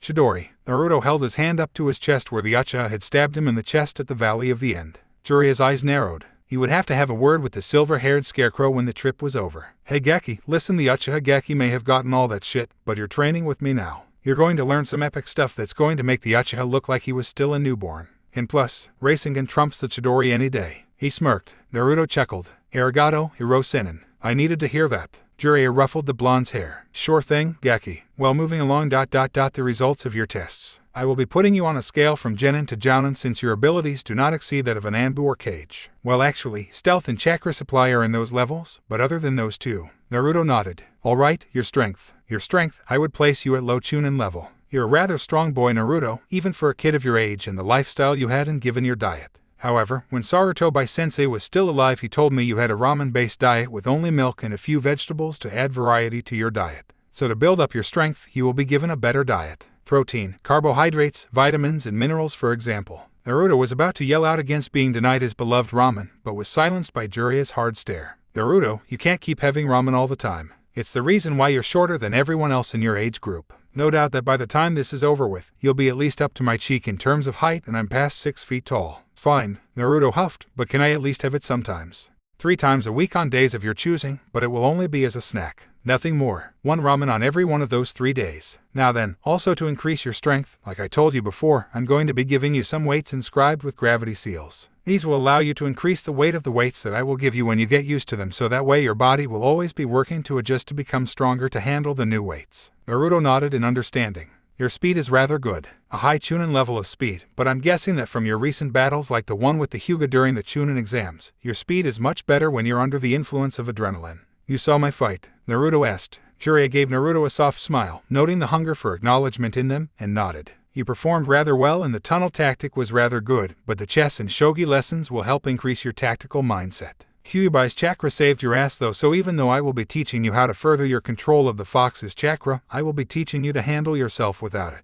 I don't want you to be too reliant on Kyuubi. Okay, Hirosenin, Naruto said, plus I have Raiju arc, but I don't want to be too reliant on that either. Hirosenin has a point with that. I concur with the boy's sensei. You can't be too reliant on the powers that are given to you. Kamina's voice entered Naruto's mind. I deny that. The more the Gaki uses my chakra, the weaker the seal will get. I want my freedom. Kurama rammed his body against the bars of his cage to emphasize his want for freedom. Naruto silenced the 2 beasts so that he wouldn't hear the sound of rattling cage bars continuously. Your agility and flexibility are great. Down in level for sure as you dodged my weapons like it was no one's business. Nice touch with the snatching the third one out of the air and hitting the last one. Naruto swelled with pride at being praised. Your endurance, on the other hand, you were down after 9 hits. Enemies are going to hit much harder than my rocks, and I wasn't even throwing them as hard as I could. The Kyuubi will be there to heal your wounds, yes, but that doesn't mean that it will heal them as fast as it can for all of your wounds. What's that flesh bag talking about? My ability to heal the kid's wounds makes it seem as if the boy is practically immortal. That and his heritage as well, Tamina added. What's this about my heritage? Naruto asked, though silence was all he was met with. He scowled before focusing back on Jiraiya.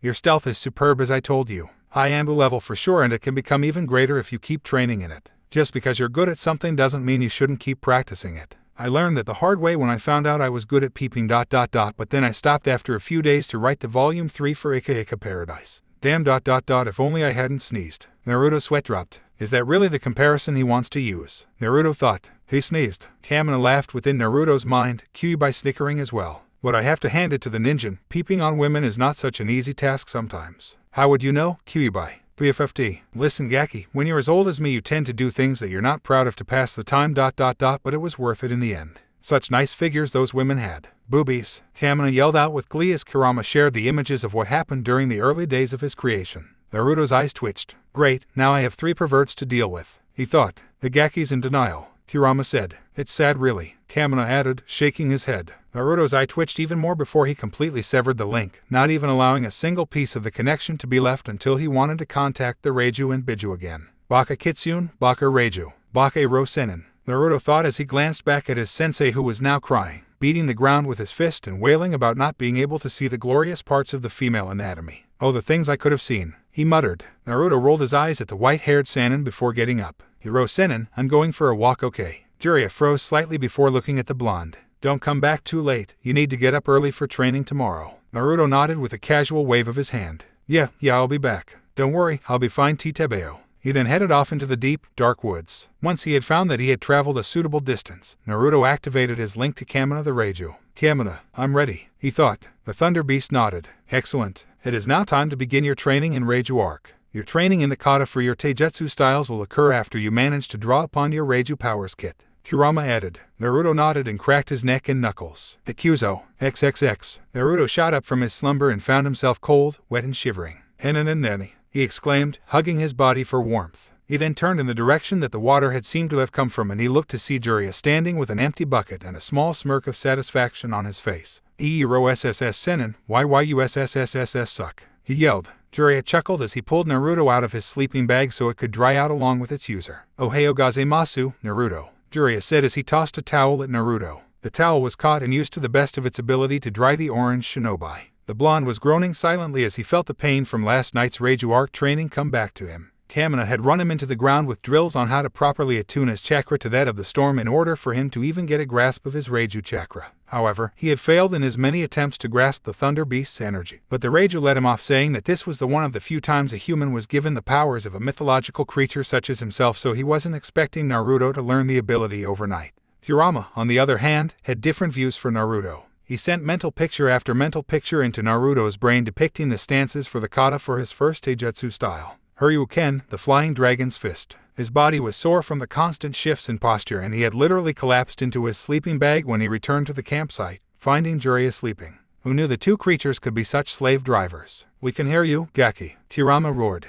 Naruto ignored the kitsune as he continued to dry himself. Once Naruto was warm and dry, Jiraiya then had Naruto go through a set of physical training exercises, now with the gravity seal weights that Jiraiya had supplied for Naruto from within a scroll via pocket dimension. Once the physical training was over, Jiraiya continued to have Naruto practice his chakra control for an hour before giving him the task of trying to master the Rasengan. But didn't I already do that, Hiro Sennin? You can make a perfect Rasengan, Gaki. However, I want you to learn it until you can do it with only one hand. You may not get the time to make a Kage Bunshin to help with making the Rasengan, so I will be having you work on this so that you can become a true master of the Rasengan. Naruto nodded and began trying to master the Rasengan. Many times it had blown back in his face, the chakra backlash causing a few cuts to form on his body only for Kurama to heal the damage. After 2 hours of watching his pupils struggle to form a stable spheroid of chakra, Jiraiya stopped him and had the blonde sit with him on the grass. Naruto then saw Jiraiya pull out 2 wooden objects from his scroll's pocket dimension seal. What are those? Naruto asked. Jiraiya rested them on the ground before smirking.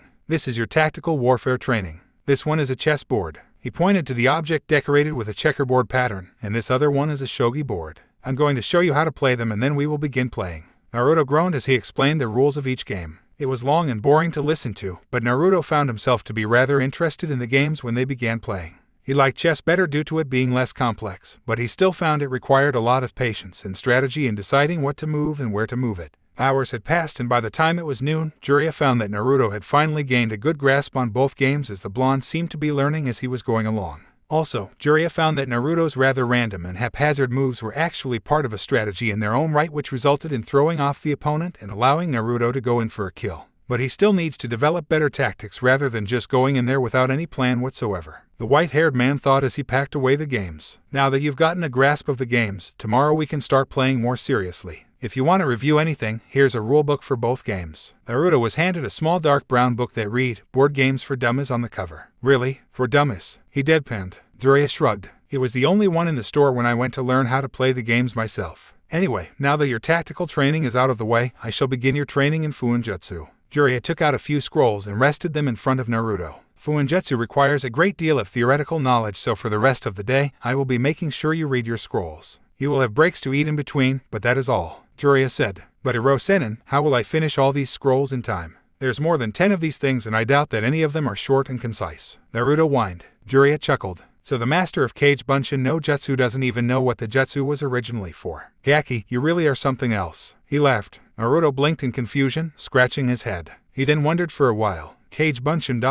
what does it have to do with anything? He thought. He tapped his finger against his knee as he sat cross-legged on the ground, adjusting positions as he tried to think as to what the older man had implied by saying that the Kage Bunshin had another purpose. Well, I normally use my clones to overwhelm the opponent, to be able to use certain combos on them, but that's it. Huso ... if only I was able to remember like when my Kage Bunshin's dispelled and I would gain. Naruto blinked before slapping himself in the face. Baka. He reprimanded himself for not thinking of it sooner. Got it? His sensei asked. The blonde Raiju arc user nodded before forming the clones and began reading. By the end of it all, Naruto had fallen unconscious from memory overload when he dispelled his clones all at once when they had finished their readings. Jiraiya sighed. I should have mentioned that he could get memory overload. A normal person would die, but you Jinchuriki really are lucky to have your Biju give you a healing factor that allows you to survive any kind of trauma. An hour later, Naruto woke up and yawned. He sniffed the air and found himself greeted by the scent of freshly cooked fish. Good, you're up. Eat and we can start your Fuinjutsu training. Jiraiya said. Naruto nodded as he and the perverted hermit dug into the fish. A few, non-poisonous, berries were also gathered to build up Naruto's immunity despite the Kyuubi being there to prevent such ailments from occurring in the first place. After eating, Jiraiya then began to explain the practical use of Fuinjutsu. Fuinjutsu is described as the use of seals which are written in the form of elaborate kanji in order to create the seal formula, which can be made either through the use of hand signs, but most commonly through the use of a scroll, brush, and ink. The ink for Fuinjutsu is made with the constituents of regular ink, but there must be a slight amount of blood mixed in with the ink in order for the Fuinjutsu to work, since blood was a part of the body,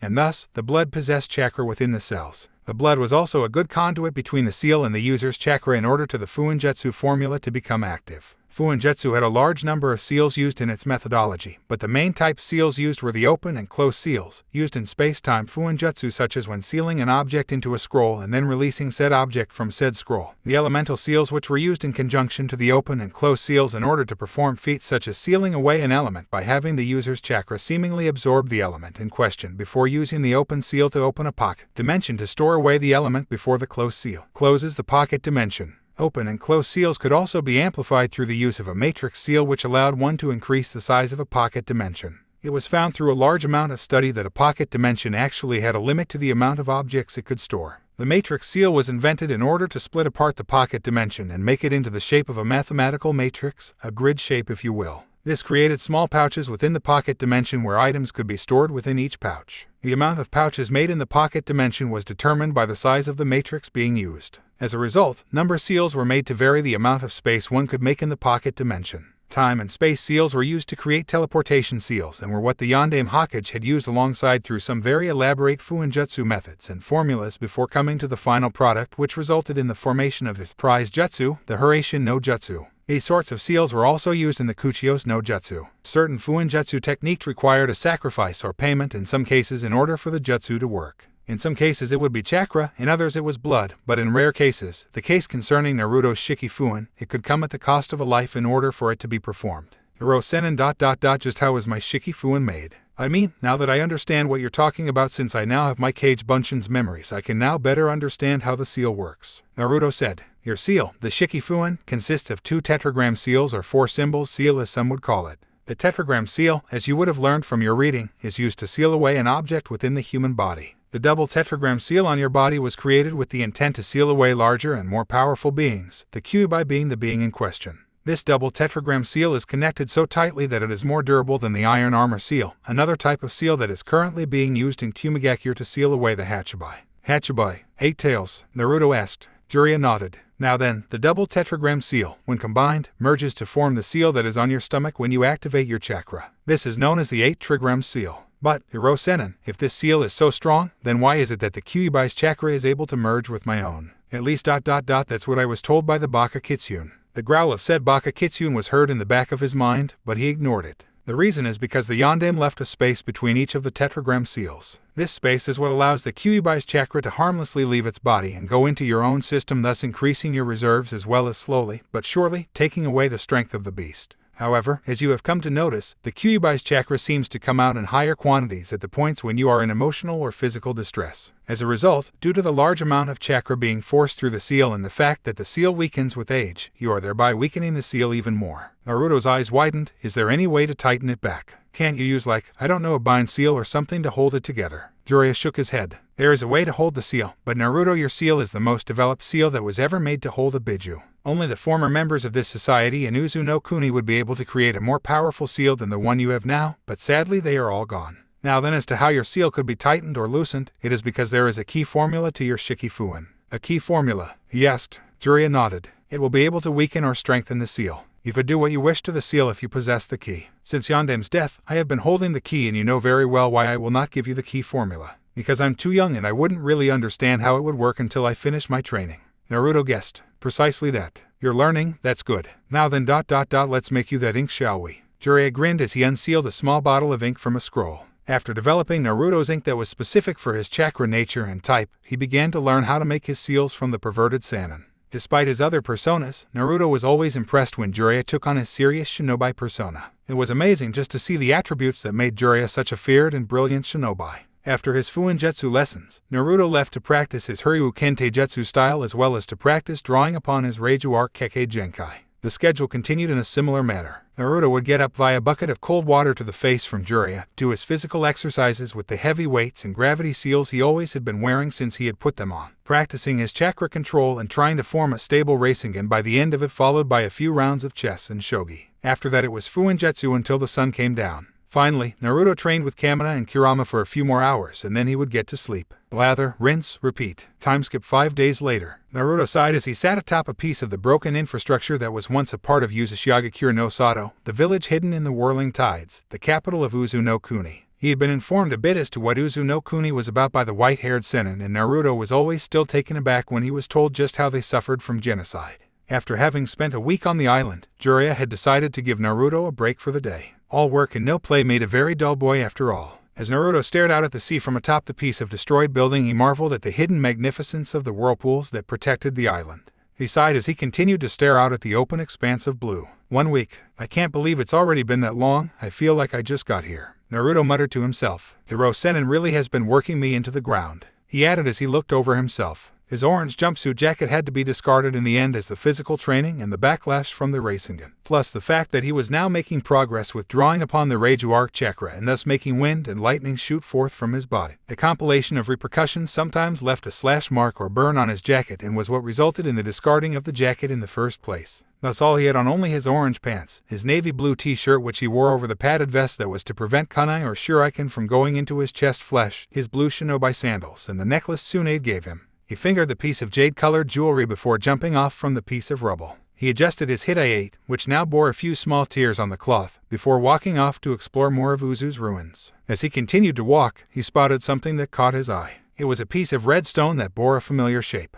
Naruto walked over to it and found the stone was a bit circular in shape and found other pieces of the rock nearby, though they were slightly scattered away from each other. He took up all the pieces of the rock and began to turn them around in different directions so as to solve this new puzzle. After a few minutes, the blonde Jinchuriki managed to piece together the rock-like puzzle, causing his eyes to widen as he realized what it was he was looking at. It was the shape of the spiral that was found on the back of his clothes, the orange jacket to be more specific, and on the back of Chunin, Jounin vests. He then looked up and stared at the building before him, despite being rather old and dilapidated and tilting at an extreme angle that would have been sure to make it topple. Was still standing, the large piece of it missing, the original resting place of the spiral he had pieced together. He let loose an audible gulp of nervousness before he entered it. The blue-eyed Uzumaki twisted and turned through it, venturing deeper and deeper into the building, descending down the stone steps that were sure to have extended underground given the fact that after 8 flights he still hadn't reached the bottom floor. He then leaped over the railing of the steps, using his better chakra control to skid down the walls before coming to a stop at the bottom floor. He observed the area before holding up his hand.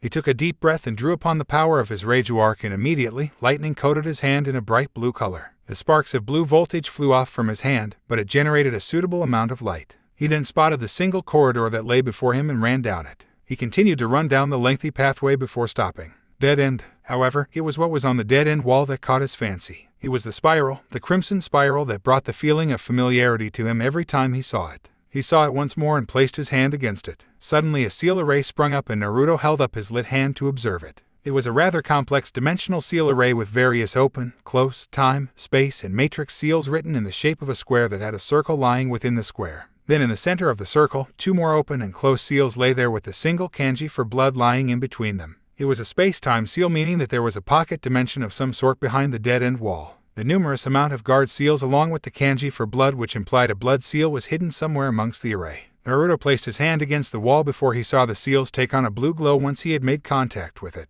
His eyes narrowed and noticed the glow would vanish upon taking his hand off of it and then returning when he placed it back on it.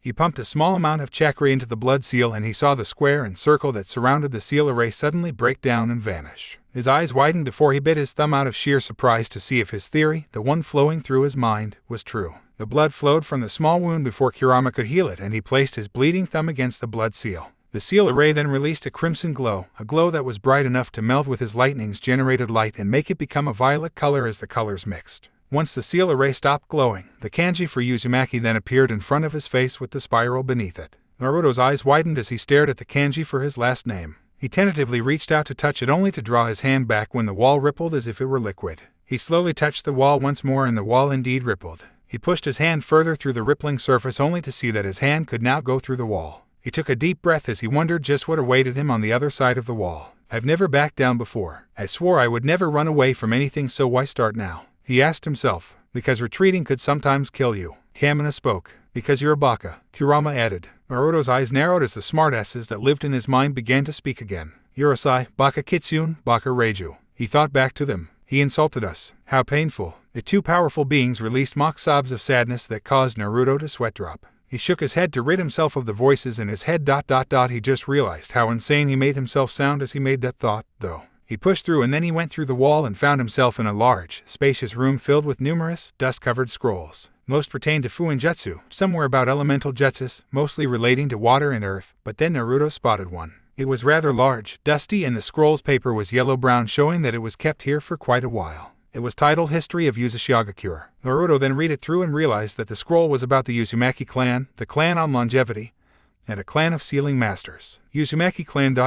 my ... clan. He wondered. He then continued to read on before coming across one piece of information that dated back about 36 years before his birth ... and the final entry in the history scroll. It was more or less from a first-person perspective, thus it was probably the author's entry in the scroll. Uzushio Gakure no Sato, our once proud home, is now afflicted by battle. As a result, our country is now a war-torn area due to people fearing us for our skills in Fuinjutsu. Uzushio has taken a precautionary measure due to the circumstances our island has been put under. We have done what we could to send away as many people as we were able to. Some of the boats were destroyed in the process and killed off the passengers, but at least I was able to see that some of them made it through. Naruto swallowed hard, gripping the scroll as he kept reading. I am going to die dealing with the enemies surrounding the main island, I know that very well, but at least we were able to store all of our most treasured secrets and knowledge down here. Only a man or woman of Uzumaki heritage will be able to break these bindings that lock away the last remnants of Uzumaki heritage. Now then, I guess I better write one last historical event before I go off to fight alongside my brethren. Naruto paused as he looked around the room. The last of Uzumaki heritage, he thought before continuing to read. But this was what caught him off guard. The piece of information that sparked something within him. What it was, he couldn't describe it, but he knew that the feeling was one that shook him to his core. He read the passage out loud to himself so as to assure himself that what he was reading was in fact real. Circumstances in Uzumaki no Sato's economy due to the potential events of war had resulted in us sending away Uzumaki Kushina, one of the noble daughters who had migrated to Konoha for protection. Uzumaki Kushina, having a special chakras that hold the ability to subdue the Biju, became the second Jinchuriki of the Kyuubi no Yoko as decreed by Senju Uzumaki Mido-sama. Wife of Senju Hashirama, the Shodaime Hokage. Naruto dropped the scroll in his hands before looking down at himself, more specifically his stomach. Previous, Jinchuriki of the Kyuubi, Uzumaki, former land of the Uzumaki clan. Naruto's thoughts raced. Confusion, distress, sadness. These emotions rushed through him before compiling into one single entity. Naruto's head bent low, his bangs shadowing his eyes before his head snapped up, his eyes flashing to a deep crimson and lightning and wind surrounded his body in small bursts. His chakra flared with his spiking emotions before turning to his mouth twisted into an animalistic snarl as he stormed out of the room, the large scroll tucked under his arm. He had to have a little chat with his sensei. Anger had boiled into Naruto's mind as he felt the intense rage begin to stir some of Kurama's chakra inside him. The chakra had become an addiction to his anger in which he had felt the animalistic behavior come into place, the animal part of him coming at him, filling his mind with the intention and sense that the hunt was afoot. If he couldn't get direct answers from his master, he couldn't get any answers from him at all whatsoever. He was going to shred his face and rip his work to bits. He never knew nothing, know a damn thing about his family, his heritage, or if there was anyone alive that was even blood related to him. Seeing now that finding out what his heritage was gave him some aspect of happiness, relief knowing that he wasn't the only Uzumaki. Yet he had come to know that the Sannin had lied to him. He knew who this clan was. The old pervert was around during the Second Shinobi War. He was the master of Yondaime, student of Sandaime. He would have known who the second Jinchuriki of Kurama was. How much was he lied to? How much was hidden from him? Did the Sandaime know? Did Tsunade or Kakashi know? Just how much was lied and hidden from him due to his status? Naruto snarled as he stomped through the rubble of Uzumaki no Sato. His snarl temporarily became a deep frown. My home, he thought. I had a home outside of Konoha, I had family outside of Konoha ... and I was kept from it. Naruto thought, tears lining his eyes as he realized he was most likely the last of his kind. Though the scroll in his arms had said that some Uzumaki clan members had managed to escape the genocide, there was no telling if they were truly alive or not. Naruto wiped the tears away before continuing to his destination. He could feel the rage continue to bubble, preparing to form the first tail before it was reverted back as an aura around him. The anger was coming out in plentiful amounts, though he managed to hold it at bay, only for it to transform into pure rage ... and the rage kept on. He continued to walk through the ruins, the voices of Kurama and Kamina arguing in his mind before he snapped at them. Both of you, shut the hell up right now, he screamed in his mind before he launched his conscious within his mind as he appearing before them as he stared at Kamina who was growling at Kurama and Kurama doing the same within his cage. The two fox-like beings, though being of opposite races, wanted to rip each other's throats out. The two that were holding a mutual respect and had some amusement with Naruto's week of training were no longer in the premises of Naruto's mind. Only two beings that hated each other as one stopped one's chakra from continuing to corrupt the boy and the other at rage from the other's actions. What in the hell are you two doing? He roared out at the two, you two are making me even more pissed off. I'm trying to stop you from using Kurama's chakra, it's too potent and addicting for even you. Kamina snarled as he held a firm grip on the beast's chakra which was slightly burning him, but at the same time his chakra was affecting Kurama, but not to the same extent. It was simply giving the Crimson Fox a headache from hell. I understand your anger, Naruto, but you do not need to let your rage get the best of you. You are not to let this beast let you become consumed by your anger even further than you are now, Kamina said as he pushed the Biju's chakra back. The fool deserves it. The pervert had information about the boy's past that he had deserved to know, but kept it hidden about it. How would you feel if you had no information about your own family? Kurama snarled as he looked at the boy. I wouldn't have a doubt that Kushina would have felt the same way, he said, giving a slight feral grin before Naruto gave him a glare with his own crimson fox-like eyes. I may be pissed at Jiraiya ... but don't think you have the same right to talk about this Kushina lady or about my family, even if she was your host or not. His crimson eyes were cold as he huffed heavily. You of all beings should have told me if you knew that woman. But I guess even you don't have the heart to tell a young boy his one wish as he was orphaned and to become pariah by the people who fear you, Naruto said as he turned as he growled deeply before looking back. I want answers, and if I can't get them the easy way, I'll get it the only way possible ... by breaking them. How are you going to do that, Naruto? Let your rage out of control. Kamina stared at the young blonde with narrowed eyes. It would be pointless to do so. Your rage will blind you, and even as strong as you think you are, your words are simply that. Words? You're not even on a level to compare yourself to Jiraiya. The Raiju told the boy in hopes that the blonde will come to his senses. The Jinchuriki stopped as he looked at the Thunder Beast with a serious look. With what I've been taught ... even if I'm not at the level of that pervert, I will give him a piece of my mind no matter how many times I fall. I will make him regret lying to me. He slowly faded from his mindscape before leaving parting words. No more goofing off, no more games, no more childish antics. This time, the mask comes off all the way, he said. He opened his eyes to see the rocky ruins of the once great village. His crimson eyes were now colder, having a pale blue illuminate within the crimson. His whiskers feral, the outlines of his eyes and lips bore a black aggressive nature of that of a fox, and his hair was wild. Yet among all that, his anger was still his own, even with what little of the Kyubai's chakra was in him at the moment. His chakra fluxed, releasing as he stared out at the campsite that was not too far ahead of him. His eyes narrowed, clenching the scroll in his hand as he walked forward. He was going to get as much information out as possible from the Toad Sage. You better pray, Rosenin,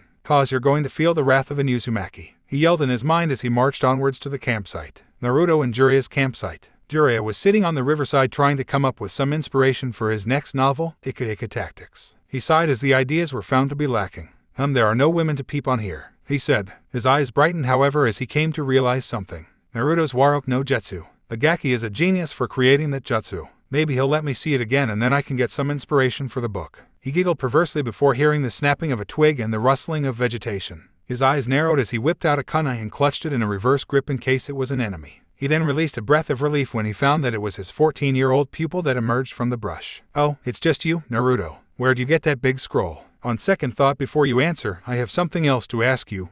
Silence, Nin. Naruto roared, silencing his sensei. Jiraiya raised a curious eyebrow. Naruto, what's up with the angry face? Why are you so mad? He asked. Naruto's eyes flashed crimson and Jiraiya took a step back in surprise as he felt the killing intent that shot forth from his blonde disciple. Why am I so mad, Hirosenin? You want to know why? Well, first answer me this. Tell me. Where are we? Jiraiya blinked in confusion. What are you talking about, Gaki? We're in Uzu no Kuni, he replied. Naruto stamped the large scroll in his arms on the ground and stared at Jiraiya with pure unadulterated rage, and there was a hint of betrayal in there as well. Jiraiya wondered why Naruto was feeling this way only to be tossed the large scroll. Read the last entry, he told his sensei. Jiraiya's eyes narrowed at the rude tone his student spoke to him with, but decided to humor the boy. He opened the scroll and skimmed through it before reaching the last entry. As he had reached the last entry, he came to realize just why Naruto was so angry with him. He gulped audibly as he read the author of the scroll's final entry before looking up at Naruto, whose eyes bore vertical slits for pupils. Naruto, now tell me, Jiraiya-sensei. Naruto spoke the name of his sensei, venom evident in his tone which caused the older man to wince. Where the fuck are we? Jiraiya felt his heart beat faster slightly, guilt coming in as his eyes lowered once he closed his eyes and sighed. He understood the reasons why Naruto was like this, the betrayal of coming here, not knowing that this was his ancestral home until today. The boy had probably figured that Jiraiya had known and probably felt betrayed by him. He was so right on the point that the boy assumed he knew the information he so desperately wished to know. Jiraiya knew so much about his heritage. The Uzumaki clan were his inspiration for using seals before they fell and even afterwards as he grew to become a master, but nothing that will be compared to Kushina or her family members. The boy was denied so much, he was put through more than what any normal shinobi or human being could ever handle. The isolation, the glares, the insults, all of them would drive any man insane. He was surprised the boy hadn't left the village to live in a different one. However, as much as he wanted to tell the boy, he just couldn't bring himself to it. If he told him about his father, he would be hunted down by Iwa ninja, possibly Kumo. He could tell him about his mother, but even still he was worried about what the boy's reaction would be. I am sorry, Naruto. I just can't. He saw the boys become unmoving, but there was a hint of loathing behind them and he could see it. I can't tell you yet, not until you're ready, he said calmly. So you think I'm not ready to know anything? Naruto lowered his head as he chuckled ominously as he glared at the white-haired man coldly. What gives you the right to think I'm not ready to know anything when it's my own right to know who my parents were, who my clan members were? To hear you say that I'm not ready, it disgusts me, he said as his eyes darkened. I'm not some war orphan Jiraiya. I'm the damn host of Kyuubi no Yoko. I'm the pariah of the village of Konohagakure no Sato. I'm the child who is lashed by everyone because I bear the being who caused the destruction of the village 14 years ago. If I find knowledge about my clan and someone knows of it, you bet your damn life I'm going to get anything out of it. Jiraiya slightly narrowed his eyes as he looked at Naruto. No matter how much the blonde's words had hurt, to say a threat that he couldn't back up was cocky and arrogant on the blonde's part. So you're going to try to force information out of me? The large man smirked at the boy's serious look. What makes you think you can? I'm one of the Sannin. I've trained the Yondaime Hokage to become what he was. I'm on par with a Kage. What makes a genin like you think you have what it takes to face me? He said. Naruto slightly smirked upon the middle-aged man's words. While as the ninja code says, he disappeared into a burst of speed and Jiraiya's eyes widened as the blonde came right in front of him with his fist already reared back for a punch. Look underneath, he said as his fist had connected to Jiraiya's forearm, which the older man had raised to block the strike. He launched another first as he rapidly punched the Sannin's forearms with heavy hits.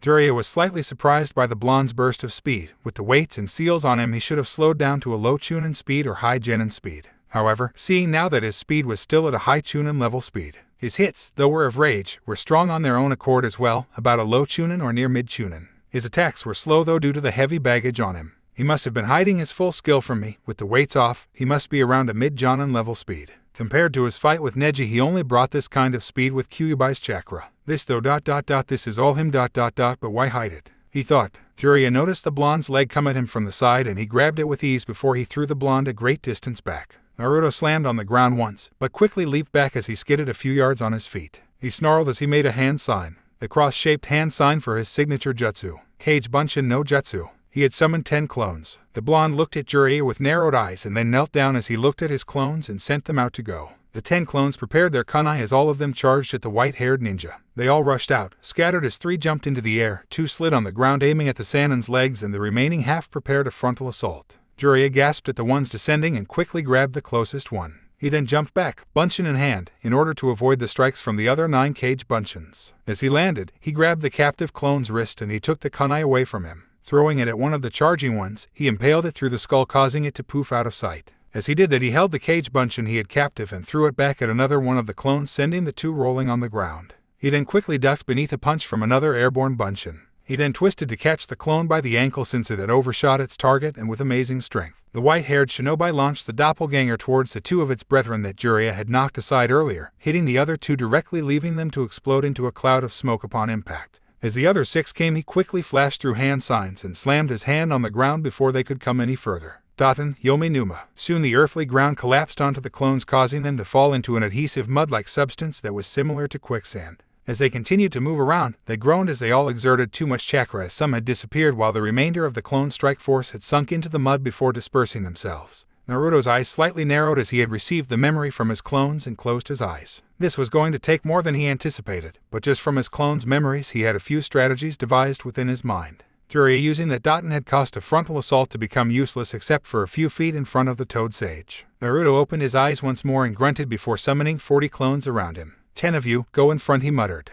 The command proceeded as 10 of the clones began the assault and they charged toward the Sannin member. Naruto looked over at 12 of his clones nearest to him and quickly told them the first plan. He heard multiple proofs as his first 10 clones died out, leaving an unharmed Jiraiya. He smirked slightly as he instructed another 18 to rush out. A large group headed out as they all held out their hands mid-sprint. Chakra and wind swirled into a single compact orb of rapidly rotating chakra. He had mastered the Rasengan with a clone in 1 week. Why couldn't he do the same when performing and mastering it with one hand? As the multitude of Rasengans stabilized in their hands, they jumped over the swamp as they dove towards the long-haired man. Jiraiya made a couple hand signs before clapping his hands together. Ninpo, Hari Jizo. His long hair lengthened to even greater lengths and then wrapped around his body. Every single hair follicle became charged with chakra, sharpening the strands as they shot outward like porcupine quills, hitting several of the aerial clones which all had dispersed. A plume of smoke indicating they had indeed disappeared. He stared at Naruto and frowned. You're going to have to try a lot harder to get me to talk, Gaki. He paused in his speech before he noticed something completely off with the Kage Bunshin army. Last he had checked there were 12 clones plus Naruto in front of him, now there were only 3. Where did the other 10 go? He thought. His eyes widened as he heard the ground crumble below him as a clone shot upward from the rocky earth, its fist aiming up at Jiraiya's chin. The Sannin moved a foot back, dodging the rising fist and quickly raising his leg up. He slammed it into the clone's rib, sending it into the distance as it exploded into smoke upon impacting with a tree. He quickly heard multiple sounds of burrowing from the ground as 4 clones from each side of him launched out of the ground, preparing to bring hell to the Gamma Sennin.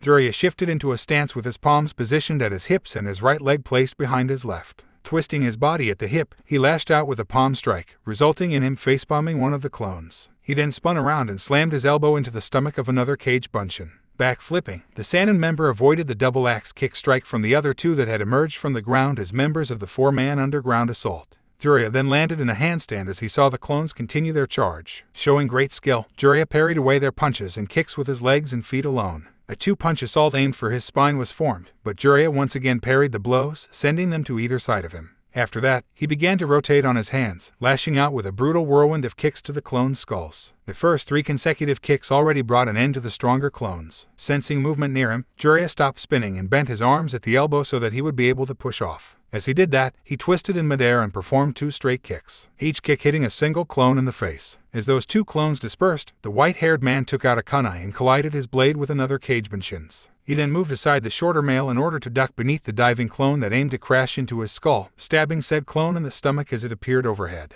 As he did that, he kicked the kunai-wielding clone in the stomach before throwing his kunai at it, impaling it through the chest. As the clones died, Jiraiya noticed one more clone came out of the ground, only this time with a Rasengan in hand. The clone was only a few feet from the elite shinobi. His chakra sphere reared back and he thrusted it forward, aiming it directly at the man's sternum. Jiraiya narrowed his eyes at the closeness of the sphere, only being a few mere inches from his chest. Though his eyes could see the ball clear as day, the boy was fast, but he had to be a lot faster to provoke him to such an extent. He raised his arm and snuck it within the Cagebunshin's guard before striking the Rasengan holding arm, diverting the attack. The clone's eyes widened as it neared the ground, only for Jiraiya to grab it and turn it around so it faced him once more. The white-haired sage grabbed the clone's wrist as he shifted the attack towards the clone's gut, reversing the Rasengan completely as it shredded the clone's flesh. In a plume of smoke, the Cagebunshin was defeated. He raised his head as he looked back. The boy was using tactics with his clones to see what weak spots were open, and thus when the time was right he would send out the clones that were hidden after the others failed to do so. This was nothing like he had seen from Naruto after noticing the boy's personality. The boy was dumb, but was that all a farce, a facade to simply let people believe he was this dumb boy,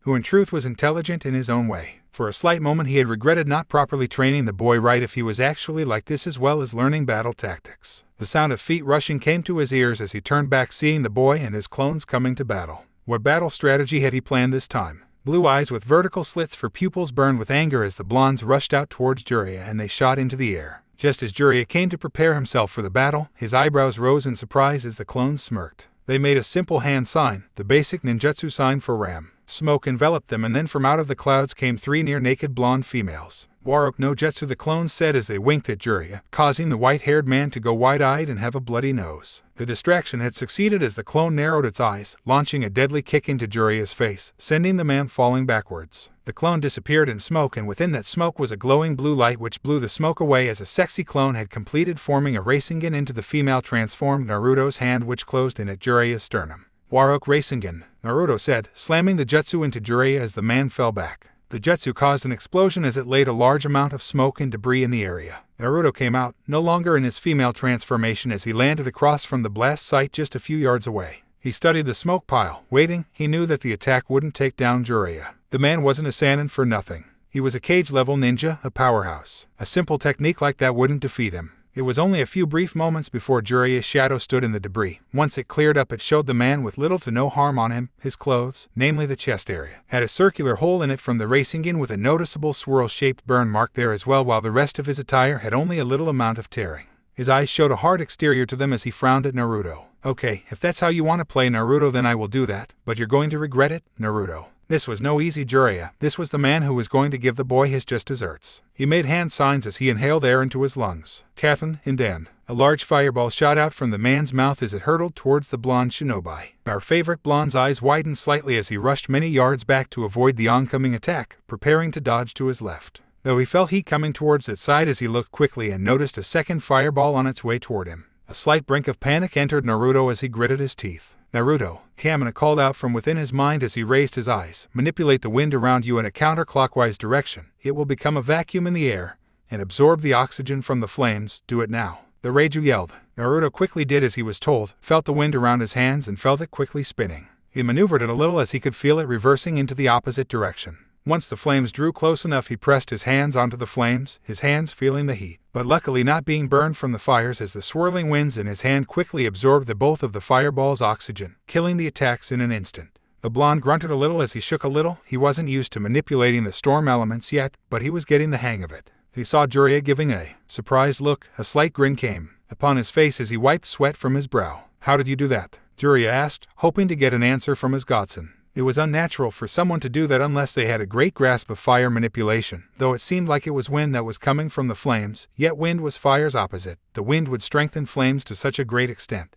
Yet the wind had killed the flames. Did the blonde have a great grasp of wind elemental manipulation and keep it a secret? Naruto closed his eyes as he began to channel some of his chakra into his hand. Lightning chakra had formed into a spherical shape in his hand. Once he closed his hand, a sword of lightning the length of his arm came into view. His eyes opened once more as they became serious, a coldness to them. He pointed the lightning sword at his sensei and frowned. If you want to know, you're going to tie me and sit my ass on the ground if you want what's coming out of my mouth," Naruto said as he rushed out swinging the Kodachi-length blade of lightning at the white-haired man, coming at him with his attacks aiming at areas to disable the man such as the joints or nerve areas to cause temporary paralysis. Each strike came smooth and quick, yet all were dodged. Once Naruto drew in close, it soon became the greatest mistake as the back of Jiraiya's hand smacked across Naruto's face, sending the blonde to the ground a few feet from him and quickly stopped the lightning chakra-natured sword from the boy's hands. Naruto grunted as he slowly got up, but he was grabbed by his hair as he was picked up and hanging almost 2 feet in the air. He grunted as he swung his feet around and growled, shifting his body around as he stared at Jiraiya with angry eyes that had quickly returned to their crimson state. He received a quick punch from the Sennin and gasped out in pain, feeling a few of his ribs pop from the pressure of the blow. A second blow came and Naruto could feel that his ribs were greatly bruised up from the pressure of the second punch. His stomach must have been too due to the slight amount of blood coming from his mouth. 3 blows overall had left his body sore and in pain. This was Jiraiya's strength and Naruto felt he wasn't even going all out for his sake and the man's own. Naruto could feel Kyubai's healing come through, but it wasn't coming as quick as it should be when he gained extra amounts of the beast chakra. Perhaps it was still due to Kamina restraining his chakra. He had to make this quick and fast. He could see Jiraiya coming for a 4th punch, but Naruto quickly reacted as he put chakra into his fingertips, which they slowly manipulated into sharp claws. He slashed at Jiraiya's forearm, causing the man to release the grip on his hair as 4 vertical slash marks came onto his arm that was wounded. Now's my chance. Naruto leaped a few yards back, building up chakra in his body. He raised his hands up as he put his hands together and slowly the chakra was coming into his hands. He had a week of training from Kamina and honing his skills on his taijutsu. He wasn't going to give up without pulling out one of his few new tricks. Kamina could feel the gathering of Naruto's chakra and widened slightly at the feeling and looked around. "Naruto, are you crazy, you foolish boy?" Slammed his fist into the ground of Naruto's mindscape. "You don't have control of that technique yet. You're always out of sync with it. Do you not realize the repercussions in doing that attack? It will backfire," he told the boy from within his mind. "What makes you think a week of manipulation and learning the basics of that move will make you completely control it?" Naruto focused the energy in his hands and gave a slight chuckle. "Kamina, you're in my mind, you've seen my memories, ... You should know well enough by now that I'm a ninja who is unpredictable. One who takes things beyond the limit." His hands glowed a slight blue hue as he grinned. "I make the impossible absolutely possible.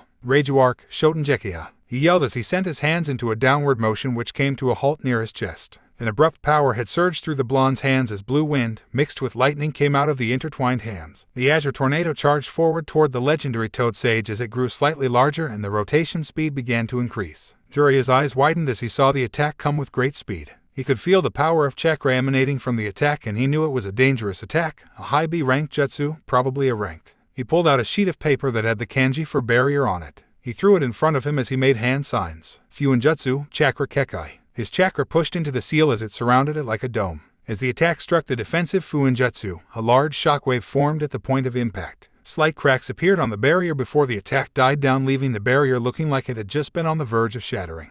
Jiraiya made haste as he gathered more chakra into the barrier, the cracks slowly reverting away and leaving the barrier as if it was brand new. He held a deep thought in his mind as the barrier slowly began to die down. "I've never seen an attack like that one before." It was as if it was a collaboration jutsu, but even if it was one, it would be impossible for one person to do so by himself. He looked over to the blonde as he released the barrier and put the piece of paper back into his pouch. How did he get such a technique? Was it a lost art from the Uzumaki? Did he find a scroll which held that technique? So many things didn't add up now in the man's mind. Naruto took in heavy breaths as he felt his chakra recede back into his body. He took a step forward before dropping down to one knee. He was breathing heavily this time as he looked at Jiraiya. "I was in sync ... but I didn't have proper control of what amount of chakra to use. It caused me to exert more than I should have put out," the blonde thought as he tried to get up, though his body grew weaker and began to give up on him, wanting rest. "Kyuso," was the last thought on his mind before falling face first onto the ground, roaming into a deep sleep. Kamina chuckled in the boy's mind as it died down before saying a few words to the boy in his sleeping state. "I guess you are indeed an unpredictable boy. I guess you are more interesting than you make up to be." Jiraiya walked over to the boy and stared upon the sleeping blonde.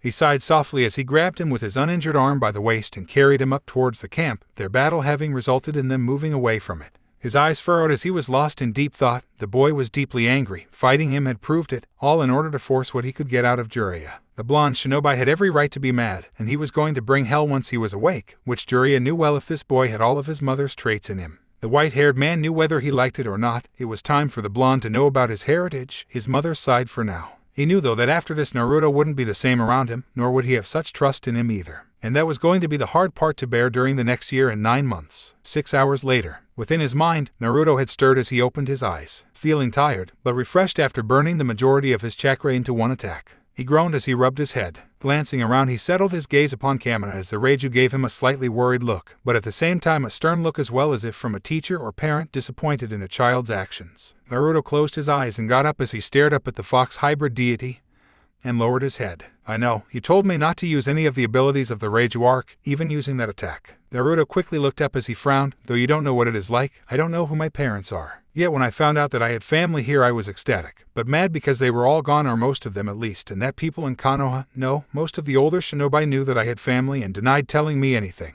I'd been robbed by my right to know who my family was, he said. Kamina stared at Naruto and lowered his head down to the boy's level. I know, boy, I know very well. I've seen many things in all my life. I've lived longer than many creatures on this planet, possibly more than half of the existing human population combined, and I've seen the damage and the pain that all humans have done to one another during the shinobi year. You aren't the only one who felt such loss and betrayed by his own people he believed in. I'm not the only immortal who has seen this. While few of us there are, we are still here watching over in silence, and while the majority of us do not intervene, I felt it was time that I do so, he said to the blonde. Naruto lowered his eyes in disappointment as he sighed. Yeah, but I screwed up big time. I didn't take heed to your words and I couldn't control myself into using the attack, he said. Kamina's large hand pressed onto Naruto's head as he gave a slight grin. I know I'm not making a mistake in putting my trust in your power or yourself. You have good in you, boy, but you need to listen to me when it comes to controlling your power. Otherwise, if I wasn't sure, I wouldn't have given you your bloodline, and I would have not come across you if your actions weren't true to your words. The beast stood upright and looked down upon the human boy. Never doubt yourself, Naruto. Your faith is always stronger than your anger, and with your faith and actions of positive nature, you will no doubt change anyone you come across and change the future of the shinobi nations, he said to Naruto. Naruto smiled at Raiju's words before he shook his head and began looking around. By the way, why isn't Kyuubi saying anything? You two either make fun of me, chat discreetly, or argue with each other. Oh, the runt. Kamina looked over to the cage, seeing the crimson-orange fox sleep heavily in his cage as his ears twitched slightly. Kurama went to sleep right after you passed out. He was bored seeing that your little dispute between you and your master had come to an end. Aside from that, he was getting a headache from my chakra conflicting with his own, Kamina said. Naruto snickered in return, got a low sleeping growl from Kurama, and looked back at Kamina. So, what am I going to tell Jiraiya? He's going to want some answers from me after using Shotengeki on him. Simple. Tell him. Naruto widened his eyes slightly. There's no more point in denying him the truth anymore, just as much as there is no point in denying the real you. This facade is going to have to end with being a half-ass moron. It's time for people to accept responsibility for you as well as yourself to accept you for whom you really are. Kamina smirked. As long as you make things easy for them, they'll just get away with doing things. You need to take charge with life and push forward. Serious action will push your drive in being the strongest, at the same time making life as enjoyable as possible. The Raiju gave a grin of wide birth, showing wild canines. Take this advice from an ancient being older than the Kyuubi. I have much wisdom to offer, as much as perverted antics, Naruto asked, receiving narrowed eyes in return. Don't tempt me, Naruto, Kamina said, lightning flickering around his form. Naruto chuckled nervously as the Raiju raised his hand. Now wake up. Naruto blinked in confusion as Kamina flicked him on the forehead. However, the force behind the finger flick was similar to the one when he was hit by Tsunade. Damn, that woman hits hard, and he was forced out of his mindscape and thus awakening him into reality. Naruto had jumped from the place in which he had awoken upon. The fresh heat of a campfire came and made his body feel like an oven-roasted turkey. He grunted as he arched his back a little to sit up more comfortably. It was early morning, still somewhat dark out, but the sunrise was coming into play very soon. He looked back into the fire and then looked over to see Jiraiya, still awake. The man's eyes weren't tired, but his eyelids were slightly droopy. The man seemed to have been in that same position for hours from deep thought and watching the blonde. It was kind of creeping out Naruto slightly, but the thought let go as his eyes furrowed at the man. While he wasn't as freshly angry as he was hours ago, it didn't mean that the anger wasn't gone. No, it was still there, kicking about like sparks in a dying flame which waited to die out or burn once more. Naruto. The white-haired man paused as he closed his eyes and did the one thing that Naruto thought that he would do in his life. The man had bowed his head to the blonde. I'm sorry, I should have told you from the start about your heritage. I felt it wasn't time for you to know of such knowledge until you were of proper shinobi ranking. Though seeing your skills as it is, I wouldn't doubt that you've earned the knowledge as of now, Jiraiya said. Naruto raised his eyes a little in surprise, quickly lowering them once more as he frowned. That's no excuse, and it's not going to make things easier on you, he said as he looked at the man. I had the right to know such things from the day I was born. No one had the right to take that knowledge away from me, making me feel like I had nothing to begin with. That's not true. Jiraiya looked up at him as he slowly sat down once more. If you had nothing to begin with, as of now I see a lot of things that you had. You have much of your mother's personality, her anger for example. Yet the more I see that serious look upon your face, it makes me see the face of your father as if he was prepared for battle with nothing to lose. You had your parents in you the entire time, even if they left you in the saddest way possible. Naruto's eyes were more focused in, calm and collective as he stared at the man. So the man did know his parents, but the way he said it made it clear that they were dead. You must have known my parents well to get a grasp of such details from just seeing me. Of course, they had made me your godfather after all, he said, receiving a cold glare from the boy. He frowned a bit. I know you are mad about that, but you must understand that I am a shinobi, a powerful one that has a duty to his village. I'm a master spy with high amounts of information that is important for the Hokage to know and for the safety of the village. As much as I wanted to try and raise you, I couldn't put you at that risk as a child while I'm gathering intelligence, he said. Yet you could have taken me with you at a young age and trained me. You're my fucking godfather. You are supposed to have some damn responsibility to take care of me. The blonde narrowed his eyes, or at least came by to let me know who you were. Naruto turned to face the crackling flames of the campfire. I couldn't do three things at once, Naruto. I can't train and raise you while I'm gathering information on Orochimaru and the Akatsuki organization that he was once in to ensure that your life isn't at risk. He told the blonde as he waved his hand briefly. I did take some responsibility. I bought that apartment complex for you, for example, when you were at a decent age. Paid the rent of your home as old man Sarutobi gave you a monthly allowance, which half came from me and half came from your parents from when they died, and passed down their money, scrolls, and items down to you. Naruto was quiet for a moment as he gave in. It seemed the pervert actually did do something for him, even if he wasn't there for him for the majority of his life. He was also getting some of his heritage to him, money-wise at least. Yet that wasn't satisfying to him, not in the least. I suppose I have to thank you and Gigi for that. Though that doesn't help the fact you knew my parents and never told me, he said as he pointed at the man. So start by telling me who my parents, my family, everything. Jiraiya sighed as he closed his eyes, opening his black eyes to stare at the cold azure blue ones. All right then, though after this you better tell me everything as well, that power for starters. He said, in my opinion, I wouldn't tell Jack squat to keep this kind of thing from me, since this seems like the situation where I deserve to know about my heritage with no bartering whatsoever. However, seeing as how you give me no choice. Naruto sighed, rubbing his temples as he looked at the fire, and Jiraiya swore for a moment that he looked older, more like his father. Fine, I'll start without wasting any more time then, Naruto quickly replied as he frowned. I've been putting a damn mask on. Everything that you thought about me being hyperactive and dumb was just a facade. I have high amounts of stamina, but my intelligence is something tricky. While my intelligence was limited due to my ostracized past as being what I am, I was a trickster in some ways. A good hint, for example, is my knack for pranks. I figured that I would make people think I was dumb, that I was reckless, in order for me to get accepted as at least the village idiot, so I can be accepted more. In which case it had cost me being stuck in the academy for 3 years, failing 3 times, but it was worth it, I suppose. While some people had accepted me before, I wanted to know people I wasn't something God-fearing. If I became a shinobi too early, it would have given them a little more fear. I'm not the type of person to use such a tactic against people. The blonde grimaced in disgust, yet at the same time it had cost me the lack of training from Kakashi. It made me an easy target for Sakura to try and take a hit on me, and it also cost me to lose to Sasuke at the Valley of the End. If I wasn't playing dumb, none of those things would have happened. Jiraiya was surprised to say the least. The boy had played a major wild card in his life, and it was perfect for a shinobi skill, masking his true person, his true goal. He was a genius at hiding his intelligence and maturity. He took the ninja code to the exact level as it should be. As it was many years ago, during the time Minato was a major leading role in the Third Shinobi War, and from those who took big parts in the Second and First War, as history puts forth. That's quite impressive. Mostly Anbu can do that, yet you've been doing it for God knows how many years. He rubbed his head before looking back at the kid. What about that collaboration jutsu, or that chakra sword in your hand? Oh, right. Naruto sighed, shaking his head before he looked at him. Remember, about a little over a week ago when we were in that hotel, you asked me if I was hurt because lightning struck the shoreline. Jiraiya nodded at the question. Well, that wasn't lightning ... it was a Raiju. Silence had consumed the area before Jiraiya gave out a barking laugh and fell backwards. Naruto sighed as ran his fingers through his hair. I knew something like that was going to happen somehow in my mind. I don't find his laughter amusing, Kamina barked out in annoyance. Jiraiya leaned forward once more, holding his laughter, and once it receded inside him. So you're telling me ... that a thunder beast came down to you from lightning?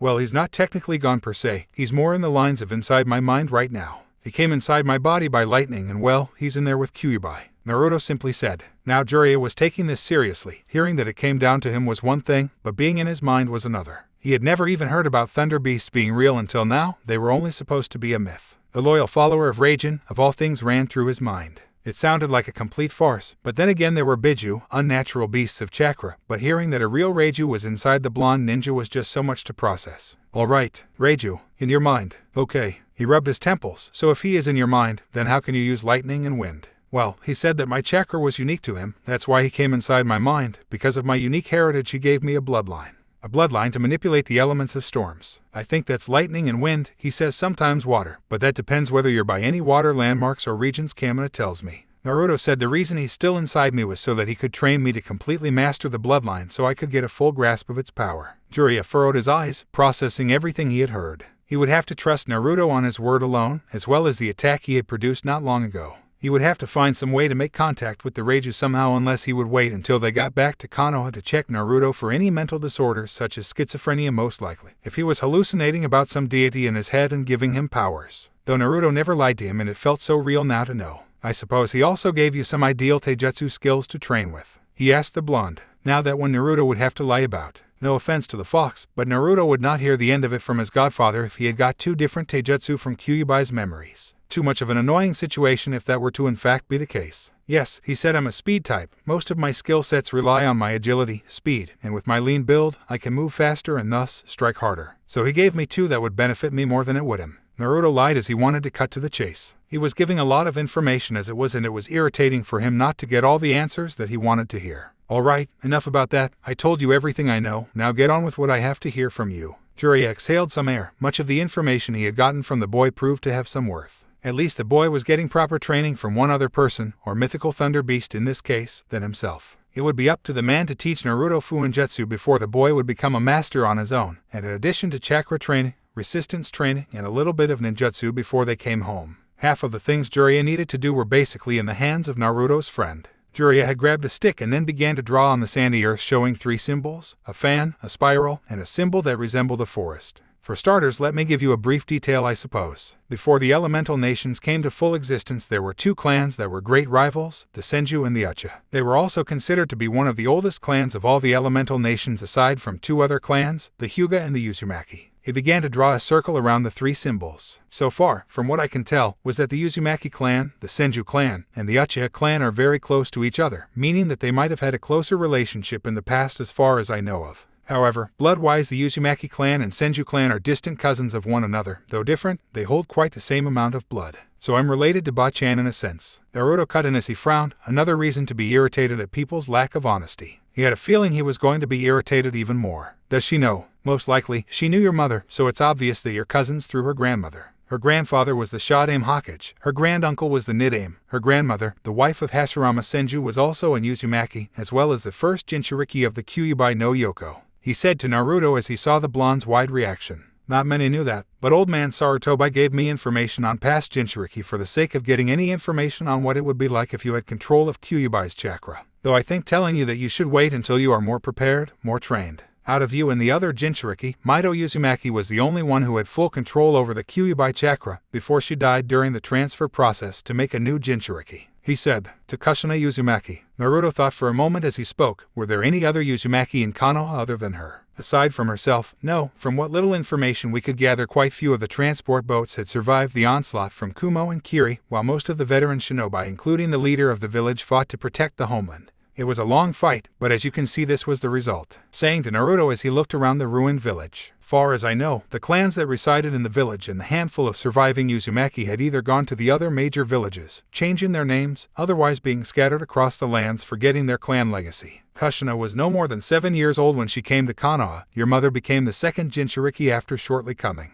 Naruto lowered his eyes and closed his eyes. He figured that Kushina would have been his mother. It sounded so obvious, but he didn't want to simply accept that his mother was Jinchuriki as well. It hurt to know the outcome. As I said before, Uzumakis are well known for their high stamina or longevity, you could say, as well as their mastery of Fuinjutsu. Your mother was chosen to become the next host because Uzumakis had long lives, so holding the Kyuubi for long periods of time kept people at ease for those who knew. Also that she possessed unique chakra. Her chakra was able to suppress the chakra such as a tailed beast as powerful as Kyuubi. Yet even as a Jinchuriki that never brought her down, it made her stronger. The old sage smiled slightly. The more I see your hyperactivity, the more I see her in you, just as well as the amount of stamina you carry. Your chakra itself is large even for an Uzumaki, because you are a child of a Jinchuriki, but holding Kyuubi inside you gives you much more chakra than ever before. Alone, you could have cage-level reserves by the time we are done with your training. He said. Naruto gave a slight nod in understanding what he had meant. Of course, being a Jinchuriki, it gave him shitty chakra control, but adding that he was the child of one made things annoy him. Though he didn't mind, he was getting stronger because of it. It was thanks to his mother. Yet it made things dwell in Naruto's mind. A Jinchuriki can't survive an extraction ... so I think she's not here. He gave a sad smile. I want to know though ... Was I worth her sacrifice? Being born, I mean. Your mother had a strong seal on her, but a female Jinchuriki has a great weakness at one point of life, Naruto ... and that is childbirth. It risks the release of the tailed beast during the time a female Jinchuriki goes into labor, so a seal master is there to make sure the seal is stabilized as the birthing comes into place. I don't know what happened, but the day you were born was the day Kyuubi was released, so I'm not sure if her seal failed or if she died during labor. But I do know this, Naruto. He told the boy as he gave a soft smile. That woman loved you more than anything. Hell, whenever I came to visit her and your father, she would always talk to you when you kicked or when you seemed restless in that fat belly of her. He laughed, though it quickly died down. If anything, her and your father's sacrifice to bring you to this world was more than worth it, because they loved you very much to the very end. He said. Naruto smirked at that. So my Ka-chan was a Jinchuriki and my Tu-san, a cage. I think I can deal with it. Naruto shrugged. I suppose they did it for a good reason. Well, if Jiraiya stopped as his eyes went wide, popping out of their sockets as his eyes gazed upon the boy. How did you know? He asked, his question followed by the sputtering of his lips as he tried to comprehend how he managed to figure out his father's identity from all that. Hiro-senin, I'm blonde, not stupid, no matter how I acted before. There are many reasons I know just by guessing. He held out 4 fingers and curled them down by order as he spoke the reasons. 1. You said you knew both my Ka-chan and Tu-san, and knowing that you know the only blonde with my kind of hair color and style is the Yondaime Hokage. 2. He's the only seal master other than you and Ka-chan that was in the village, though you weren't there, so it was up to him to do the seal checkups. 3. The Yondaime Hokage sealed Kyuubi and me. I don't think he would be heartless to put it in a family or orphan child. It would have to be someone who was there, someone close. Lastly, it was ironic if the fact that Ka-chan married Yondaime just as Mito married Shadaime. He said, getting up and patting his pants to get debris off. Jiraiya simply blinked, stunned at the notion of reasons that his godson had put out. While remarkable, it was rare for such things to cross anyone's mind. If anyone had thought like the boy just did, then everyone in the village would have seen him as was meant to be, a hero. Though life doesn't seem to go that way, and it was sad to realize that, Jiraiya saw that Naruto would make a path for people to see things like that as clear as day. Maybe ... this kid is who I am looking for, he thought before noticing the blonde leaving the campsite.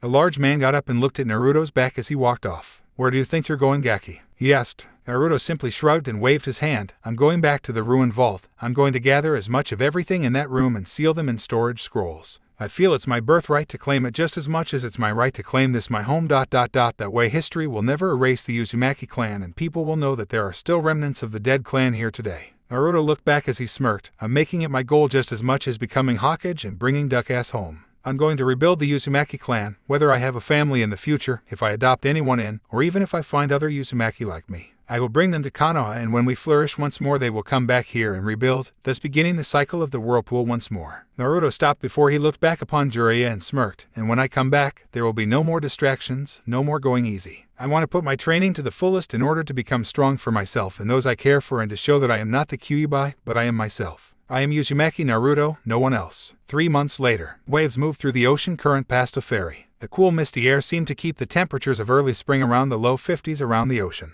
Naruto was leaning on the rail of the ship, his hair slightly longer in length. He was about a few inches taller as well, growing from 5'1" to 5'6". His muscle mass had built up somewhat as his biceps and triceps showed some slight tone definition in them, and some of the baby fat from his face had burned off. The blonde was wearing new threads compared to his jumpsuit. He wanted to honor his heritage, his family, by wearing the Uzumaki Standar Shinobi outfit, though he made some slight changes to them. He wore a sleeveless black and teal shirt with a black bandana around his neck with a red Uzumaki symbol showing. He also had a set of black pants and black sandals on to match his gear. On his back was a kodachi in which he found untouched in the vault, hidden within many of the clothing and scrolls. The blade was black within a black sheath with the handle longer than a normal short sword. On the side of his pants were 2 kunai pouches, each holding a slim large black kunai meant for close-range long-term battles and smaller ones for range. Overall, in the 3 months, his training was greatly worth it, but he still had much to go for. Most of his training with Jiraiya was honing his physical attributes, strength, chakra control, speed, and agility, which was still going with almost double the amount he had before, along with learning Fuinjutsu and learning a couple of ninjutsu. He had become an expert in a short time, and he had begun learning his affinities for the start of his elemental ninjutsu training. Surprisingly, he had an affinity for wind as his primary element, with lightning and fire as a secondary. He had asked Kamina why he never had water. All the Raiju could say was that Kyuubi's affinity had overpowered his other secondary affinity. Though it didn't bother Naruto much, while Jiraiya had taught him a couple Katen Jutsu, Naruto had learned 2 Raiten and Futon Jutsu from the scrolls left in the vault. He was thankful for that, since when he had learned more about his heritage he had found that most of the Uzumaki clan bore a water affinity with earth or lightning as secondary. They had little Katen users in the village, which was surprising to know since quite a lot of people held a Katen. Other than his training with Jiraiya, his training with Kamina had gotten him to great levels. He was able to sink in with his manipulation with wind and lightning and learn 3 of the 10 attacks he was to learn for his bloodline. That training helped with much of his elemental manipulation for 2 out his 3 affinities. His skills with his taijutsu were growing just as much as his physical training. He was quite adept at using Horyuken while Yasei no Kitsune-ken, he was still in the process of learning. After all, one does not become a master of a taijutsu style overnight. His physical capabilities had increased tenfold, or so he had been told by his pervert of a sensei. Once he had those weights and seals off, Jiraiya told him that he would be around Kakashi's level, the level of an elite jounin, within the next year. Naruto looked over to see Mizuno Kuni just a few hours away. He could hear Jiraiya talking to the female captain of the boat on what seemed like a new piece for his Ika Ika series. He sweat-dropped as Jiraiya was suddenly kicked in the ball, sending him crumpling to the deck of the ship with the captain releasing a cry of hentai. Turning away from his damaged teacher, Naruto stared back at one of the 5 great elemental nations. Once they get to Mizuno Kuni, Naruto would hope to expect more growth and development for him, as well as the wonders of what would Kirigakure be like after a couple years and being in a civil war. Naruto couldn't help but bear a fox grin on his face. Okay, sadly the chapter is over, and if you enjoyed, just leave a like, and subscribe with post notification, so when the next chapter is ready, you will be notified. Okay, see you in the next video. Bye.